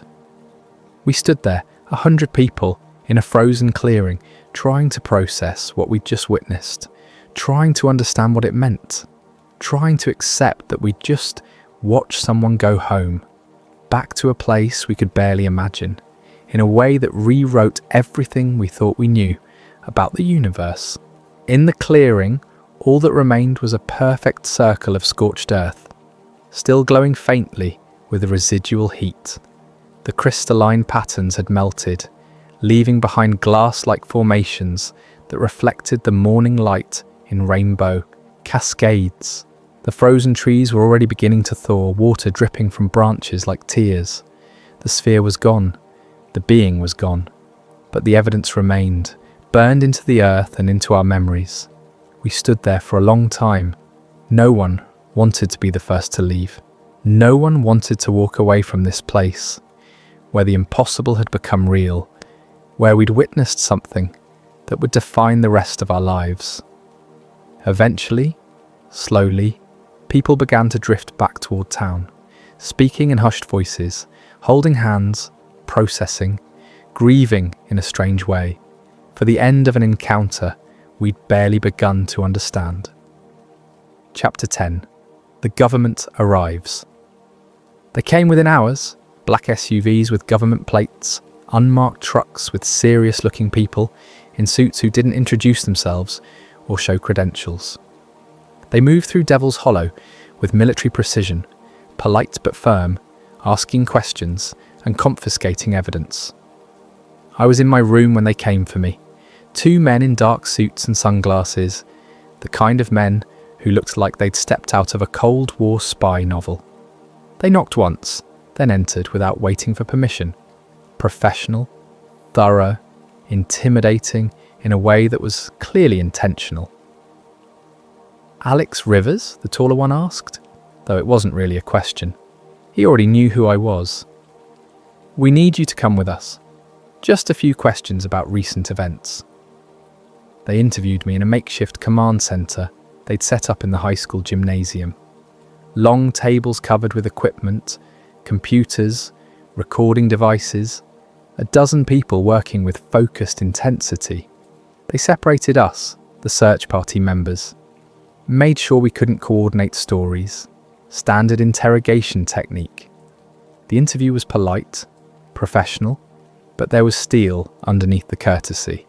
They asked about the sphere, the clearing, the missing time, the marks on our skin. They photographed my palm, taking dozens of images of the circular mark from different angles, with different lighting. They took blood samples, skin samples, asked me to describe everything I'd experienced, then asked me to describe it again, looking for inconsistencies. Every photograph we'd taken was collected, every tape recording, every note. Tom's observation equipment was seized, loaded into trucks with remarkable efficiency. Patricia's camera was taken, film and all. Marcus's radio recordings disappeared into black cases with classified labels. They went through our homes with polite determination, removing anything that could serve as evidence. The official statement came 2 days later, released through the sheriff's office, but clearly written by someone in Washington. A weather satellite had malfunctioned, fell from orbit. The debris field had been contained and removed.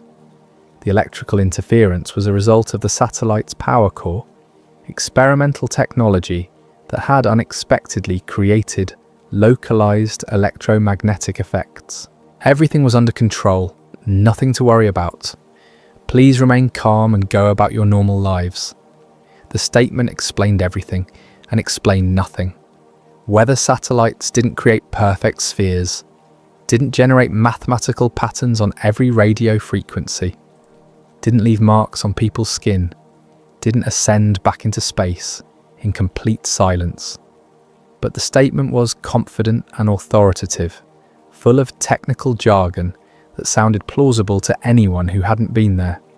Sheriff Harding stood on the steps of the town hall and read the statement in a flat, tired voice. A crowd had gathered, maybe 300 people, all the witnesses and their families, and anyone else in town who'd heard the stories. When Harding finished, he looked out at the assembled crowd.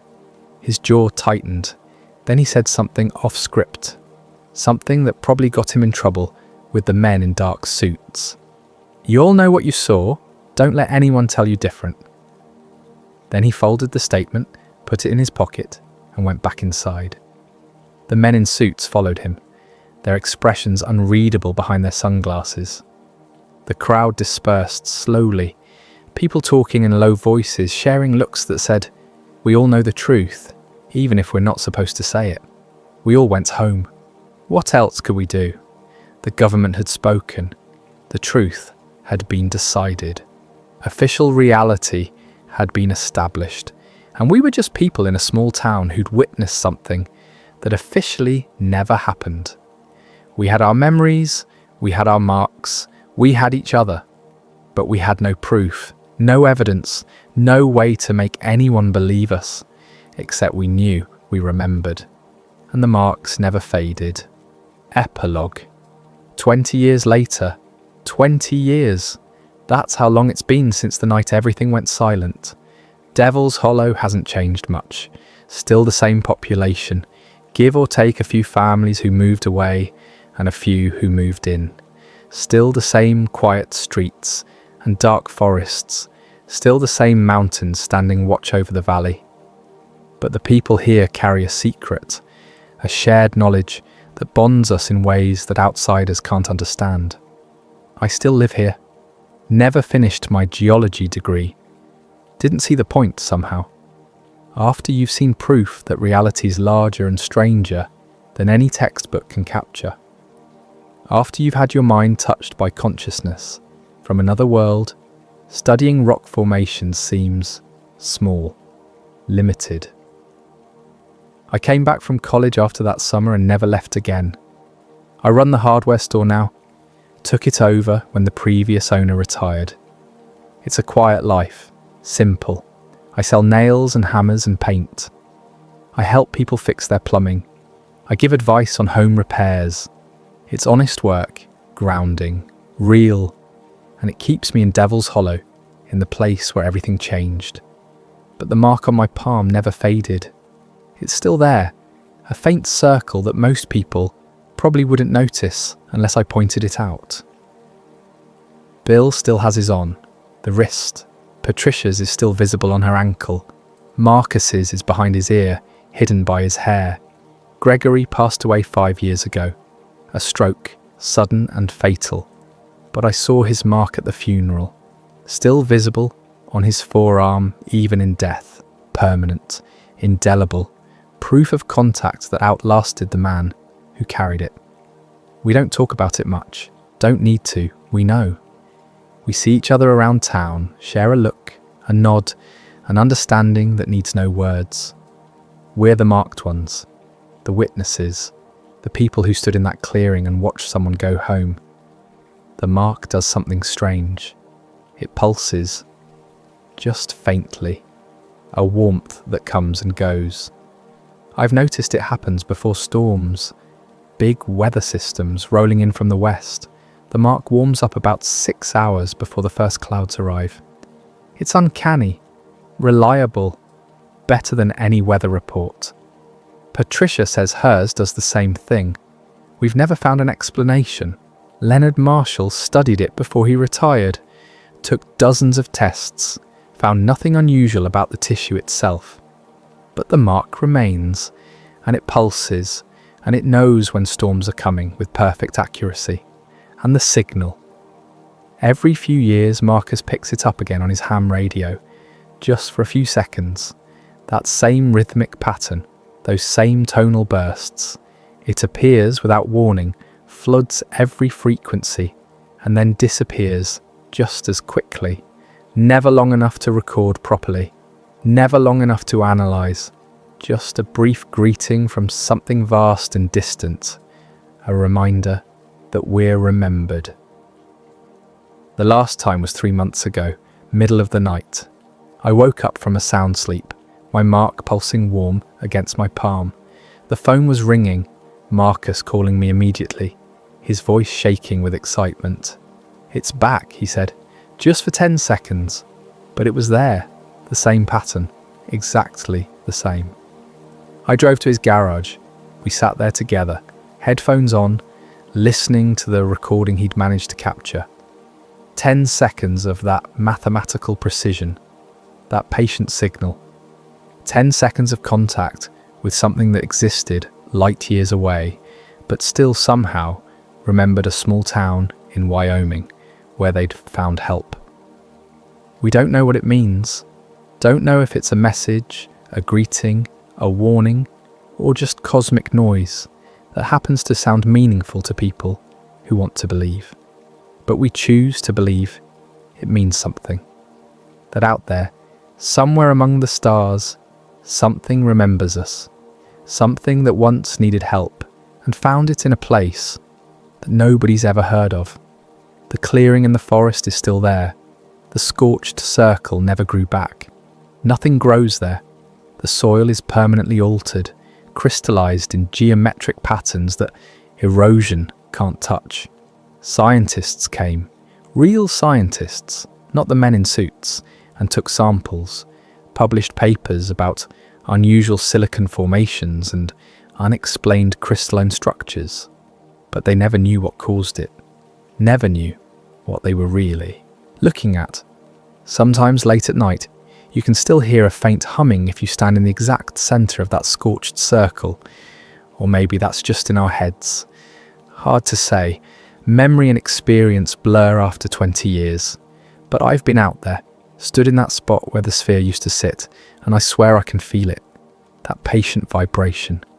That fundamental frequency, like an echo, that never quite fades. Tom Chen passed away 5 years ago. Heart attack.